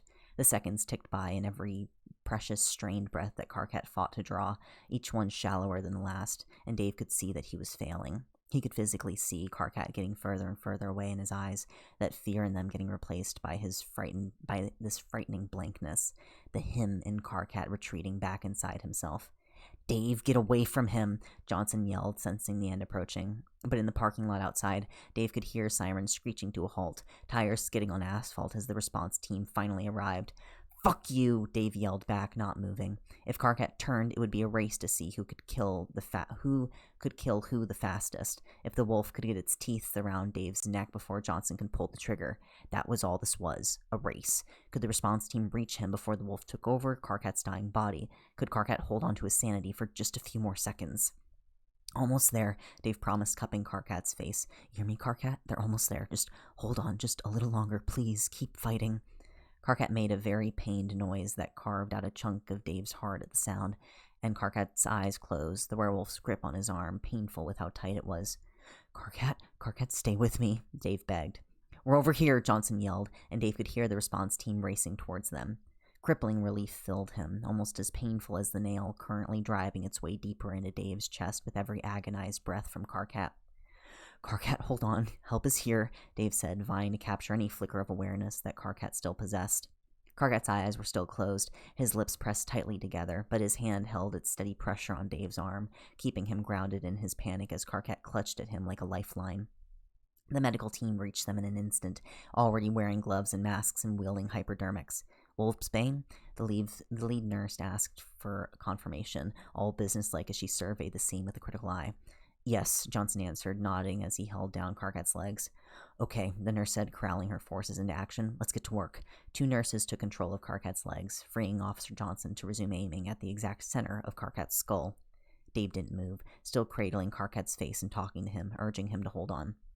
"I need his arm," the nurse said, so Dave laced his fingers with Karkat's free hand and slapped it down, wrist up, on the ground. Karkat's arm was still trembling like crazy, but he didn't fight back as the nurse slipped the needle beneath his skin and pressed the plunger down. One of the nurses near Karkat's legs stabbed an EpiPen into his thigh, and a second shot went into the other leg to try and counteract the swelling and clear his airway of the inflammation that was trying to kill him. That part made sense, but Dave had to question the huge-ass needle the head nurse next wielded. He felt his eyes widen from beneath his shades, just at the sheer size of it. "What the fuck is that thing for?" "Sedative," the nurse barked out without looking at him. "Enough for an elephant." Without hesitation, she jabbed the needle deep into the side of Karkat's neck. That provoked a reaction, even when the other needle jabs didn't. Karkat bucked up, his eyes flying open, unfocused and fuzzy, and halfway rolled onto his head, his fingers clawing at the floor as he choked out a broken cry, every muscle seizing up. Karkat, no!" Dave ordered, grabbing for his face again as Johnson reflexively raised the gun. "Everyone get back!" the nurse yelled, and the needle was still hanging out of Karkat's neck, the plunger still up as the nurse scrambled away from the wolf trying to claw its way free of Karkat. Dave made a grab for the thing as Karkat writhed in his grip. Panic made his hands slippery, but Dave grabbed the needle and pressed the end down to flood Karkat's system with the medicine. Dave was the only one within grabbing range of Karkat. Everyone else had backed away as Dave returned to Karkat's face and physically pulled the other boy into his lap just to hold him. A crowbar couldn't have pulled them apart, and Dave defiantly staring down the barrel of the gun now pointed at him. But that didn't matter. Johnson wouldn't shoot him. Nothing mattered except Karkat in his arms, and the way his pained gasping was growing looser, the air coming easier as the medicine began to take effect as the tightly wounded tension drained out of him. Dave dared to start hoping as Karkat went boneless, his breath rasping like his throat was raw, but he was breathing and shaking, and the shaking was stopping. "It's okay, you're okay," Dave promised Karkat, not caring if he couldn't hear. The lead nurse cautiously approached them, needle in hand as she knelt beside them and reached for the catheter still lodged in Karkat's arm and injected him with something else. "This should knock him out," she told Dave, testing the pulse at Karkat's wrist with 2 fingers. She waited a moment until Karkat's heartbeat had slowed to the point where she knew the worst had passed. "He's out. Let's load him up." The bright yellow gurney appeared out of nowhere, and Dave wordlessly got his feet under him and stood, lifting Karkat in his arms like his weight was nothing. He gently laid Karkat out on the flat board and helped arrange his slack limbs into place as the nurses strapped him down. Dave followed right beside Karkat as they rapidly wheeled his comatose friend out to the waiting ambulance. The parking lot was flooded with lights and sirens, a sea of police cars and red-blue flashing that reminded Dave uncomfortably of the day he'd turned on Bro, and his skin felt like ice as the wheels of the gurney rattled across the pavement. Dave didn't try to climb into the ambulance after Carcat. Small spaces like that, filled with strangers, made him uncomfortable. He still watched as they slapped an oxygen mask across Carcat's face an instant before the ambulance took off for the hospital, sirens screaming, flanked by police escort.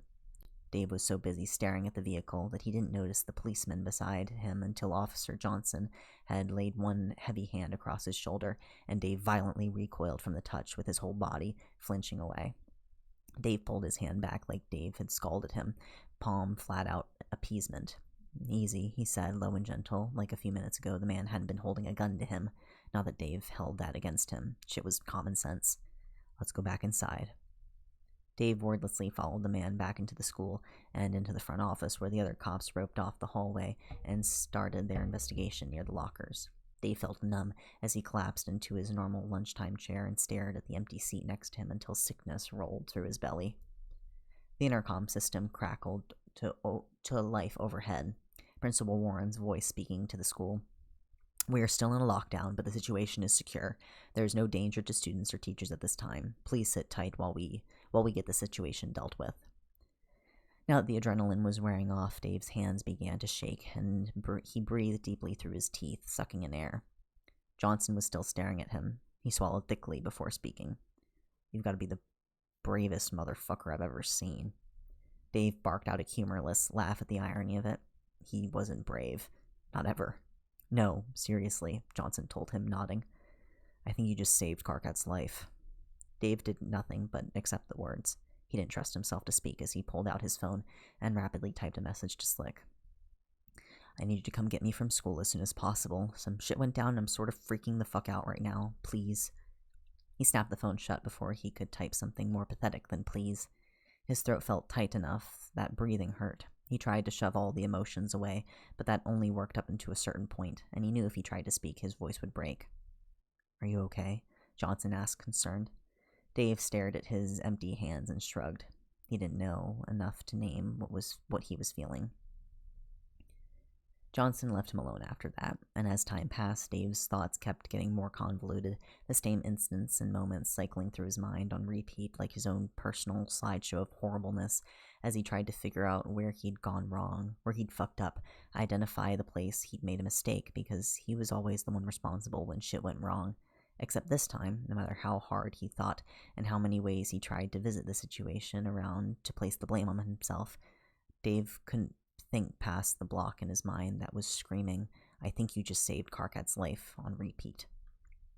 He didn't know how long it took for Slick to reach the school.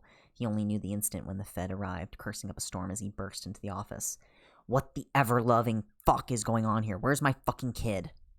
Slick had probably seen the police car still jamming the parking lot and assumed the worst, but that understanding didn't lessen the jolts Dave felt at being called a kid. Dave's fine, Officer Johnson told him. He's right here.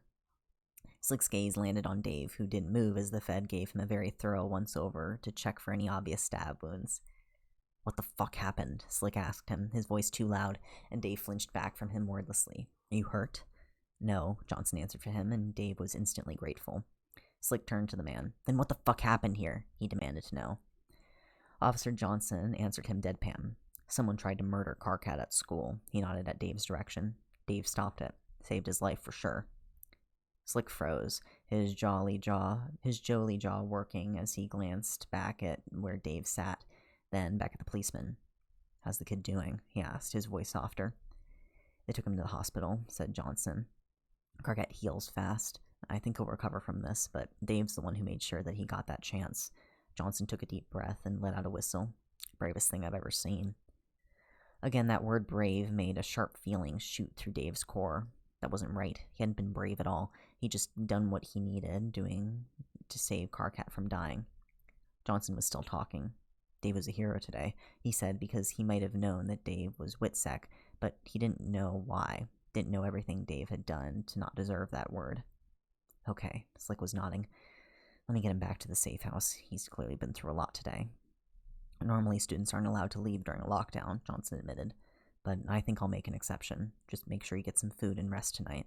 I'll make sure no one else gets their hands on any of the video of the incident. Slick nodded again, anxious to go. Dave. Dave jumped out of his chair like someone had lit a fire under him. He wanted nothing but to leave immediately. Carcat's empty chair mocked him. Okay, Let's go, Slick said, and Dave wordlessly followed him out of the building with his shoulders hunched against the weight of all of his unsaid thoughts. Oh, what a chapter! Oh, what a chapter! What a chapter! Oh my goodness.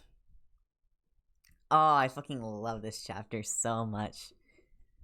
Oh my god. Oh. Oh. We might end there. How long is the next one? Can we do one more? Oh, this is gonna become common for the stream of me debating. We're gonna be at like an hour 30 every stream, and I'm gonna be like, can I do one more? I can do one more. We'll do one more. We'll do one more. Hopefully this one's nicer. We don't have boys almost dying. Dave Cat W did not die. Yes, sir. Yes, sir. This is the scene that I remembered like halfway through yesterday's stream and I've been anticipating ever since. Yeah. Before you start extra bone crunch, do I have any? I think I crunched them all. But I appreciate the stretch anyways. Oh my goodness. Okay. Alright. One more chapter. They've already been reduced to powder, it's true. It's true. Bone meal. Alright. Chapter 8. Here we go. Have any burps? No burps? No burps. Here's my mic. Wait. There we go. There it was. Alright, chapter 8. Dave didn't sleep much that night. He was used to going without sleep whenever things got bad, and he quickly fell into his old habit of anxiety-induced insomnia. He did not actually crawl inside of his closet, though. Dave might not have wholly trusted Slick yet, but he knew the Fed wasn't batshit crazy enough to try and attack him in his bed like Bro would have done. Still, Dave wanted the security of a small, dark place to hide away in. The unfamiliar shadows of his safe-house bedroom were enough to put his nerves on edge as the night wore on and sleep stayed far away. It took forever for morning to come close enough to breaking so that Dave to hear the sounds of Slick up and moving around the house, fumbling through coffee mugs and making toast in the loudest way possible. Dave waited for another half an hour for the sun to paint the eastern sky rosy before creeping out of his room. Spadeslick was still in the kitchen. His back was turned, but his head tilted to the side when he heard the uneven floorboards creak under Dave's bare feet. "You sleep at all?" Slick asked without turning around. Dave just shrugged, his hands in his pockets of the same jeans he'd been wearing yesterday. Slick turned around to face him. It was early enough in the morning that he wasn't wearing his ever-present eye patch, and the thickly scarred hole where his eye should have been was covered in shadow.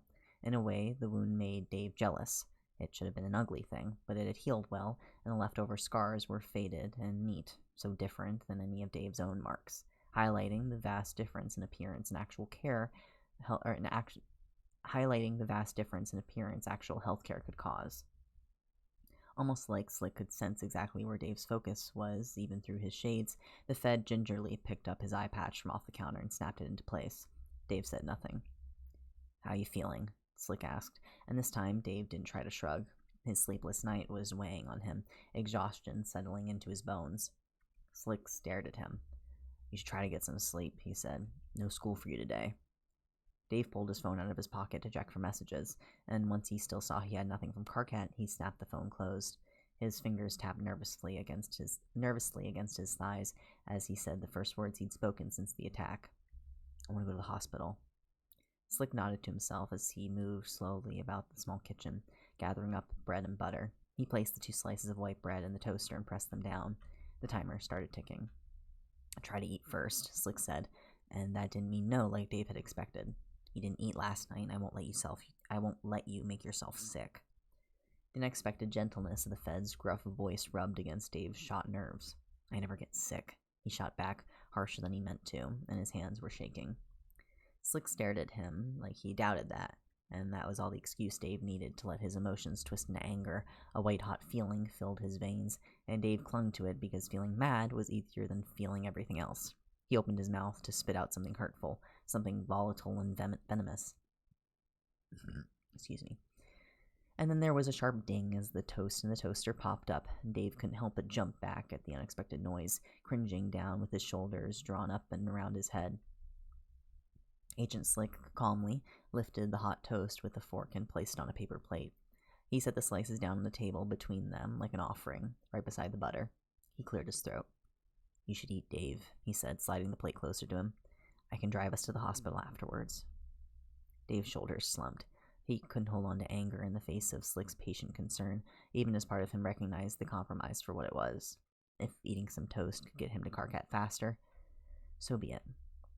Dave stared at the 2 slices of white bread. They'd been crisp brown and were still steaming slightly.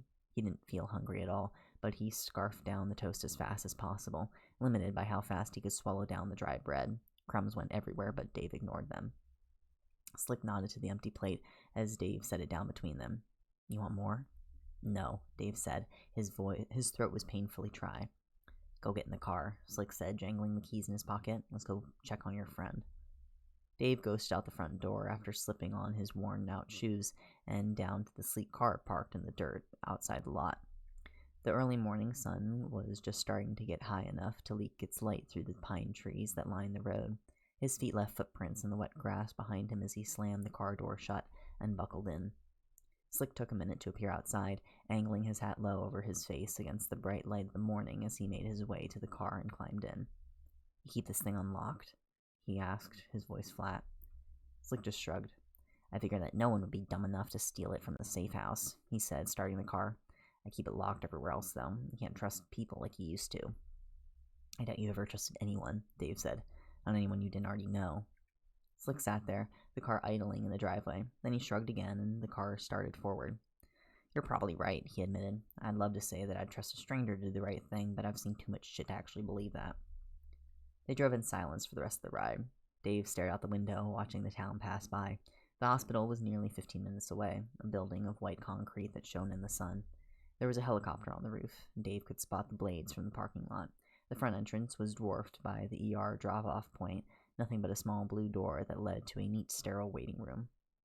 For Dave, the idea of hospitals existed more as an abstract concept than a physical place that he could walk into. The thought that places of healing existed to cater to complete strangers was still new to him. He'd only been in a hospital once before, and his shoulder ached with the memory of it as Agent Slick made his way to the front desk. Dave put his hands in his pockets, listening in. "I'd like to make a visitation," Slick told the woman seated behind the desk. She peered at them through thick bottle glasses. "Name?" "Karkat Vantis," Slick said, coughing roughly. "He's still here, isn't he?" "Are you family or kin?" she asked roughly through a sheaf of papers in her hand. No," Slick admitted. "Dave's just a concerned friend." Dave held his breath as the woman looked over at him with critical eyes. "I'm sorry," she said kindly, "but the Vantis family is not accepting visitations at this time." She looked back down at the papers in clear dismissal of Dave's heart, and as Dave's heart fell. "Oh, wait just a minute," Slick argued. "The kid's dad is here, right? Tell him Dave's here. I'm betting he'll want to see us." The receptionist glared at him, but obediently picked up a landline phone at the desk and made a call to the back of the hospital as Dave waited on pins and needles for the reply. "Mr. Vantis will be here in a moment," she told him. "Please take a seat." Dave ignored the chairs scattered along the walls in favor of standing in the corner, shifting his weight from foot to foot as the seconds ticked by. It didn't take long for the double doors that led to the body of the building to fling themselves open and for Mr. Vantis to storm out. Dave had only seen the guy twice before, and they hadn't really talked, but even he could see the change in the man. Mr. Vantis's eyes were deeply shadowed and lined, his face gray and tired with the strain of the past 24 hours. Even so, when his gaze landed on Dave, his entire face lit up with recognition and relief. "You," he said, striding forward. Dave would have backed away if there had been any room for it. Mr. Vantis was a big man with wide, imposing shoulders that reminded him just enough of Bro to set off all of Dave's inner alarms to get away. Luckily, Agent Slick intercepted Vantis with an out-thrown arm. "Easy there," he grunted. "Try not to crowd him, okay?" Mr. Vantis fell to a halt a few feet away, blinking. All right then, he nodded. Dave, right? Dave Lalonde? It's just Dave, Dave answered shortly. He didn't know why, but he felt uncomfortable, pinned beneath this man's steel-gray eyes. Dave, then, Mr. Mantis said. I need to thank you, Dave. I saw the footage. You saved him. You saved my son's life. Now Dave knew why he felt so uncomfortable. He almost wanted to argue on the principle of it, except he knew what he'd done. He knew exactly what he'd done with a clarity that shocked him. He couldn't stop remembering how Karkat had spasmed under his hands, every muscle pulled taut to the point of snapping, as his very seams threatened to unwind into a new, violent form. But Dave didn't say anything, because to admit that out loud, that he was uncomfortable with the idea of saving a life, was to admit how thoroughly Bro had fucked him up. So he didn't say anything, instead changing the subject. How is he doing? The redirection worked exactly as intended, even if Slicks frowned at Dave's clear evasion. Mr. Vantis's face lit up again as he eagerly explained his son's condition. Karkat's going to be okay, he said, relief evident in his face. He's almost completely recovered from the effects of the wolfsbane. In fact, he won't stop complaining about being here, insisting that he's well enough to go back home. The man shrugged his shoulders helplessly, still overjoyed. He'll probably get discharged soon. As much as the news soothed out bits of Dave's stress, he couldn't help but ask, Can I see him? His voice was flat, quiet, and betrayed zero emotion. He didn't know enough about how hospitals work to get hopeful, so the answer still caught him by surprise. Sure, Mr. Mantis said, waving him forward. I'm sure my son would be glad for the company. Slick followed at his side as Dave trailed after Karkat's dad, deeper into the depths of the building. The door they stopped at was unmarked and plain, featureless against the backdrop of a dozen identical doors that littered the empty hallway. Mr. Mantis knocked twice before entering. Dave swallowed thickly before stepping into the room. The light overhead was warm, but glaringly bright, illuminating Karkat sitting upright in a blue bed and looking extremely pissed off. His angry expression relaxed into shock and surprise when he caught sight of Dave. Dave, he said, squinting in Dave's direction like he couldn't believe what he was seeing. You're here? Dave felt a painful jolt as deep in his chest something unclenched at last, and he took his first real breath in hours. Hell yeah, man, he said, gulping as his heart fluttered inside him as he finally started to fucking relax at the sight of Karkat's alert face. He couldn't stop the gentle, teasing smile that crept across his rebellious face. Even being hospitalized can't get you away from my annoying presence. Thank God for that, Karkat said, matching his grin as he sat up straighter. I've been bored to death in here. The doctors won't let me go no matter how much I insist that I'm fine now. You can't blame him for being cautious, Dave rationalized. You nearly died on us a few times. Karkat grimaced and looked down at the bed. Yeah, he trailed off. His hands made fists in the thin blanket. I saw the film, he said quietly. You saved me, didn't you, Dave? Dave was already shaking his head. No, he answered. Johnson did. The emergency response team did. Maybe, Karkat replied, sneaking a glance at where his father stood like he didn't want to argue or be overheard. Dave swallowed thickly past the lump in his throat. How does it feel being the first werewolf to survive wolfsbane exposure? He asked curiously, seeking to change the subject. Honestly, Karkat scoffed. It feels really shitty. I bet, Dave told him. He didn't come closer. He could see the places on Karkat's face where the blisters were supernaturally fading back into nothingness. Soon there would be no hint of what had happened, not physically at least. Slick cleared his throat from the corner. Film? He questioned casually. Later, Mr. Vantis promised. The thought of the footage of the attack being seen by anyone made Dave distinctly uncomfortable. The thought of Agent Slick seeing it. Shit. It made Dave feel like he'd swallowed a handful of ice cubes, and now the chill was radiating through him. Karkat must have noticed how Dave's hands had fallen still. Hey, Dave, he said. Yeah? I'll be out of here soon, Karkat said hopefully. My observation period is almost up. Then I'll be back home and back at school again. That's great, Dave said, meaning it. I've been trying to text you all night. Karkat grimaced. My phone's probably still in my backpack at school, he admitted. Sorry. Don't worry about it. Dave waved away Karkat's guilt. I'm just glad you're okay. Karkat looked up at him, and his expression was so earnestly gentle that Dave's heart gave a sharp pang. Dave, Karkat said, The door opened and a nurse walked in. Karkat cut off from what he was about to say to stare at the guy. The nurse raised his eyebrows at the crowded room. Dave stared impassively back from behind his shades as Slick crossed his arms. Can I help you? Karkat asked, sulking. The nurse quickly reoriented himself. Yes, he said. Carquette, it's time for your final evaluation. If everything checks out, you'll be free to go. Carquette perked up at that, sitting up straighter. Finally, he sighed. I hate being here. Carquette, Mr. Vantis began, but his son waved him off. I have to ask you two to leave, the nurse told Dave and his government-assigned federal agent, so that I can start my assessment. Dave just shrugged and shot one last look to Carquette. He didn't really want to leave, but the knowledge that Slick's eyes was on him made him hesitant to disobey. He didn't want the Fed to catch on that Dave's careful act of uncaring impassiveness was just that, an act. But, Carquette tried to argue. It's okay, Dave said, interrupting him. I'll see you at school. Carquette shut his mouth, looking unhappy. All right, he ceded. I'll try to hunt down where my phone is so I can text you. Sweet, Dave said, keeping it short even with all the things he was leaving unsaid. Still, Carquette looked like he understood as Dave quit the room, sending a small, wiry grin after him. Slick stuck to Dave's back, and Mr. Vantis followed after them into the hallway. Film, Slick said again, not as casual this time as he tipped his hat lower over his face. Mr. Vantis nodded. I kept the film away from the media for Dave's sake, he said, though it was partly for my son as well. He frowned, the expression severe as he coughed. I dislike media poking around, sniffing for a story when we all should focus on trying to recover from what happened. I don't suppose we're lucky enough for that film to show us the vile scum that did this, Slick inquired. Mr. Vantis shrugged. I wouldn't know, he answered. The cops kept me out of the loop on this one. I expect that on the legal aspects of the case, you'd know more than me. I'm pretty sure that's correct, Slick said, huffing. Since Dave's involved in this case, it's my business too.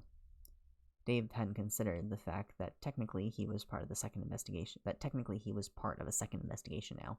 For obvious reasons, he felt a lot better about this case. Not only was it bro-free and fairly straightforward, in the end no one had died, and that counted for a lot. Here, Mr. Vantis said, leading Slick into an empty side room to slide a thin laptop free of the bag at his side. I'll let you take a look for yourself if you'll spare me a few details of your investigation. A deal, Slick agreed. Dave tentatively followed after them. Mr. Vantis set up the computer and pulled the tab. The video was already open and ready to play. Slick dimmed the lights. Dave stared at the tab. His mouth was a thin, flat line as he easily recognized the hallway of the school. Slick checked over him with a glance. Are you okay with seeing this, Dave? He asked. You don't have to if you don't want to. For a second, the sheer disconnect of hearing those words was enough to throw Dave out of the moment entirely, and he was back in the apartment again, Bro angling the computer screen in his direction. Watch this. Bro's voice was an order and a dare. Look away and face the consequences. Most of the snuff films Dave had been forced to view had been Bro's own work, but a few were from other inspired copycats on the dark web. These videos Dave had to study, to pick apart and critique at his Bro's behest, to find all the flaws in what Bro considered lesser work than his own. Dave never had quite dared to critique Bro's own films, far too afraid of what speaking out would do. Dave? Slick asked softly. His arm lifted like he was going to touch Dave's shoulder, then froze and drifted back down to his side. Behind the shades, Dave blinked, his vision swimming as he drug himself back to the present and sucked in a breath he hadn't realized he'd been holding. Yeah, he said, shrugging off the minor flashback. I'm good. Mr. Vantis hit play. The footage quality was top-notch, and the scene was shown from 3 different angles from how many high-tech cameras were crammed into that school. Someone had edited the footage together to form a coherent storyline, and Dave's heart was pounding as he watched a smiling, unaware Carquette reach up to open his locker. Dave was trying his hardest not to watch himself, to keep his eyes on Carquette, but that grew too hard to do the instant Carquette hit the ground. The convulsing looked twice as awful when seen for the second time, but Dave was distant from it now that he knew Carquette had recovered, that he'd survived this. The viewing angle switched when the Dave on the video finished dragging Carquette was far up the hallway as he could manage, and here Officer Johnson came running in right on time. From this angle, the gun glinted in the light, and at his side, Slick stiffened, leaning forward, his eyes fixed on the screen. Dave swallowed thickly as he watched himself shove Johnson's gun away from Carquette's head. He didn't really pay attention to the film again until the medical team arrived. Dave knew all of this already. He had seen each scene printed with perfect clarity in his mind, but there was something about watching it from third person. Something about seeing his own face staring up at Johnson's gun with Karkat in his arms, his face a mix of pleading and a challenge. He felt ill. All in all, the film was a little over 9 minutes long from start to finish. Funny, it seemed like it had been a lot longer the first time around. The screen went black, and Dave blinked at the sudden darkness before Slick turned on the light again. His face was grave. Slick rubbed at his scruffy chin, and his eyes looked old and tired. Mr. Vantis nodded at them, his expression serious. "Now then," he said, staring hard at Slick. "What do you know?" The attacker didn't bother with breaking into the locker, Slick said at once. They simply cut a rectangle out of the top, with a rock cutter probably, and then dumped the plan inside and filled the locker up to the top with it. So they knew exactly which locker was his, Mr. Vantis nodded. But not the combination, Slick pointed out. He sighed. The cameras don't run overnight, so we don't have any footage of who did it. We're still running forensics on the physical evidence found at the scene. It'll take weeks. It'll take weeks to sort through everything. What about the doors? Vantis asked. How did they get inside? The school doors are electromagnetically sealed, Slick answered, but the system can be overwritten with a strong enough generator to short out the automatic locks. It wouldn't take more than a single weekend in a garage with a few trips to the local hardware store to get everything they need to pull this off. And we had no idea until it was too late, Mr. Vantis sighed, distraught. Don't beat yourself up over it, Slick told him reassuringly. Whoever did this knew exactly what they were doing. Dave fought the urge to close his eyes. He could recognize good work like this. This plan had been executed perfectly and calibrated only to target Karkat. He was certain that the police would comb over these lockers all they wanted. They wouldn't find shit. Dave, Slick asked him, what do you think about this? Dave looked up at him in surprise. Why would the Fed value his input? His fingers twitched. I don't like it, he said plainly. Whoever did this thought it out perfectly. They were prepared. They succeeded in everything they set out to do except the end result. Is that it? Slick asked him gruffly. No, Dave answered on automatic. They will try again. You sure? Slick asked.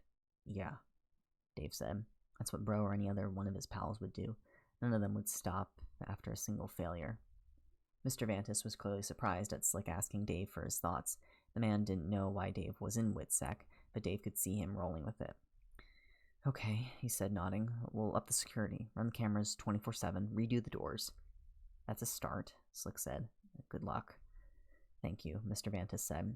Coming here today, visiting my son, it means more to both of us than you know. Just hang tight, Slick told the man. Keep an eye out for anything strange until we catch the bastard that did this. Will do, Mr. Vantis said, and then Dave followed Slick back out the twisting hallways of the hospital. The car ride back was silent, nothing but the crunch of tires against pavement, until Slick broke the silence with a question. So, he said, you and that Vantis kid, huh? Dave said nothing, and Slick kept talking. You must be really good friends. I could see it happens in you. I could see the change come over your face when you saw that he was okay. So, Dave said, emotionless. He clung to his detached facade. So it's fucking obvious that you want to be more than friends, Slick stated plainly, and Dave felt his heart skip a beat. Slick continued like he hadn't noticed how still Dave had gotten. You know, kid, Slick said as he turned down the road to the safe house. Before I met you, before the powers that assigned me to your case, my boss warned me not to accept the assignment of protecting you. He warned me that you were probably some kind of sociopath. I figured that you had to be raised like how you were. Slick coughed roughly, swallowing. But I've met a lot of sociopaths before in my line of work. A lot of men who flipped on their bosses to save their own skin. A lot of people who don't know the meaning of loyalty if it jumped up and bit them in the ass. Dave kept leaning against the door and didn't move. It felt like if he so much as twitched, he'd shatter whatever moment this was. Slick pulled into the dirt lot in front of the safe house and didn't cut the car off. They sat there idling for a second. You know, Slick said, turning his eyes on where Dave sat. In the beginning, I figured that's what kept your mouth shut about Bro. Some fucked up kind of loyalty. Dave pressed his lips together as tightly as he could. But sociopaths rarely know loyalty, Slick said, his hands still locked on the steering wheel. And when they do, they break it as soon as it suits them to, and they walk away with no remorse. You? You're not like that. And seeing how you treat that Karkat kid just proves it to me. You're no kind of sociopath. Dave felt his carefully constructed walls crumbling around him, and he blinked furiously to fight back the way he felt his eyes watering. He vividly remembered Drew calling him a psychopath when the federal marshal was over at the safe house. "And what am I?" he asked. "You're exactly what I was when I was like you," Slick told him. "You're just some lost, fucked up kid floundering in a world he doesn't understand." Dave forced himself to speak. "I fucking doubt you ever like me." He didn't say anything else. How could he? "Maybe not," Slick admitted. "But maybe we weren't so different. I was only a little older than you when I fell ass backwards into this shit, you know? Maybe 18, young and stupid and gullible enough to go running to the mob to make a name for myself. And that's when I met her." Slick's voice shuddered through the word. "Crime royalty, a bona fide mob princess, the boss's daughter herself. And of course, my stupid ass had to go and fall in love with the broad." "Why are you telling me this?" "Because here's the thing," Slick said, looking at him at last, his single eye glittering in the light. "That weren't love. That bitch was crazy, like she smoked 3 packs of violence a day to keep her hands steady. But I was young and stupid and didn't know how love was supposed to be, so I forgave her for everything bad and vile and evil she did to me. She had this way of making me feel thankful that she put up with me, like everything was my fucking fault. I even forgave her when she did this." Slick reached up and gently tapped at where his eye patch covered the scarred hold of where his eye once was. "How fucked up is that? I forgave her for cutting out my own eye and extinguishing her cigarette in the hole she left behind." Slick let out a humorless huff of a laugh, nearly incredulous at the stupidity of his younger self. "You know, Dave, it took me an awful long to realize that it weren't love, to wisen up, to try and get me the help I deserved." Dave gulped as Slick went on. "And I can't argue. I can't say that she didn't ruin me," Slick said. "Snowman fucked me up. It took years for me to recover enough to even think about trying to love anyone else because of how badly she hurt me." In a way, Dave understood, but most of his mind was occupied at how Slick had come to the wrong conclusion. "But I never loved Bro, and I don't forgive him." "I'm not talking about your bro, kid," Slick said gently. "I'm talking about Carcat Vantis." Dave bit down on his tongue, struggling to keep his face even. "Nothing to say, huh?" Slick teased, the ghost of a grin on his face. "That's alright. All I'm trying to say is that no matter what you've been through or who hurt you, things always get better. The right people will eventually come into our lives at the right time. We all get a second chance." Dave sucked in his breath. Was that what he wanted? A second chance? To eventually move past what his bro had done to him?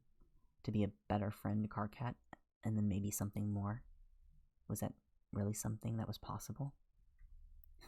"I don't know how," Dave admitted, hating how warbled his voice sounded. His hands kept flexing into fists and then relaxing again. Open fist, watching the scars move over the backs of his knuckles. "And that's okay," Slick nodded, and then he cut the car off. "You've got a good heart, kid. I can see it shining underneath all that bullshit you've buried in it. Just keep trying to be yourself, and I swear things will get better." Dave wanted to close his eyes to soak in the moment. Maybe, just maybe, things would get better. Chapter end. Oh my goodness, what a chapter. Yeah. Woo! Character growth. Let's fucking go. My little heart. I love Stab Dad so much. Also, my boy is so gay and so in love with Carcat. Please, I need them to kiss. I need them to kiss now. Oh my goodness. Oh my goodness. Oh my gosh. Alright. Once again, tomorrow we will be back for more reading. I will say, and I'll say this again tomorrow. So I have started playing Dungeons and Dragons on Thursdays at 6 p.m. and we are not done usually by 9 p.m. So the streams might only be Monday to Wednesday, which this is a shorter fic, so that's fine. But also, like, that's gonna be a big gap, so just like keep that in mind. We might do weekends. It kind of depends on what Sino wants, but if not, then we're fine. So Monday through Wednesday is right now the plan. But again, this is a shorter fix, so we won't go for 3 months or whatever. But it'll probably be just Monday through Wednesday. All good, don't worry, enjoy D&D. I will, but I haven't started planning the session yet, and I have to do a lot of planning, and it's Thursday, and it's gonna be on Thursday, and I need to do that. So whoopsies. I'm good with Friday too if it's a bit earlier. Okay, we will chat. I will chat with you after the stream in DMs, and then we can figure out a good time on Friday. If we want to do maybe like starting at like 7 p.m. or 8 p.m. Well, we'll chat, and then I'll say on Wednesday what we decide. So okay. But have a lovely rest of your night, y'all. And we will be back tomorrow. So because tomorrow is not Thursday. Which is good for me because I still need to play on that D&D session. Woo. So have a lovely night, y'all. Good night. Bye. See you guys. Bye.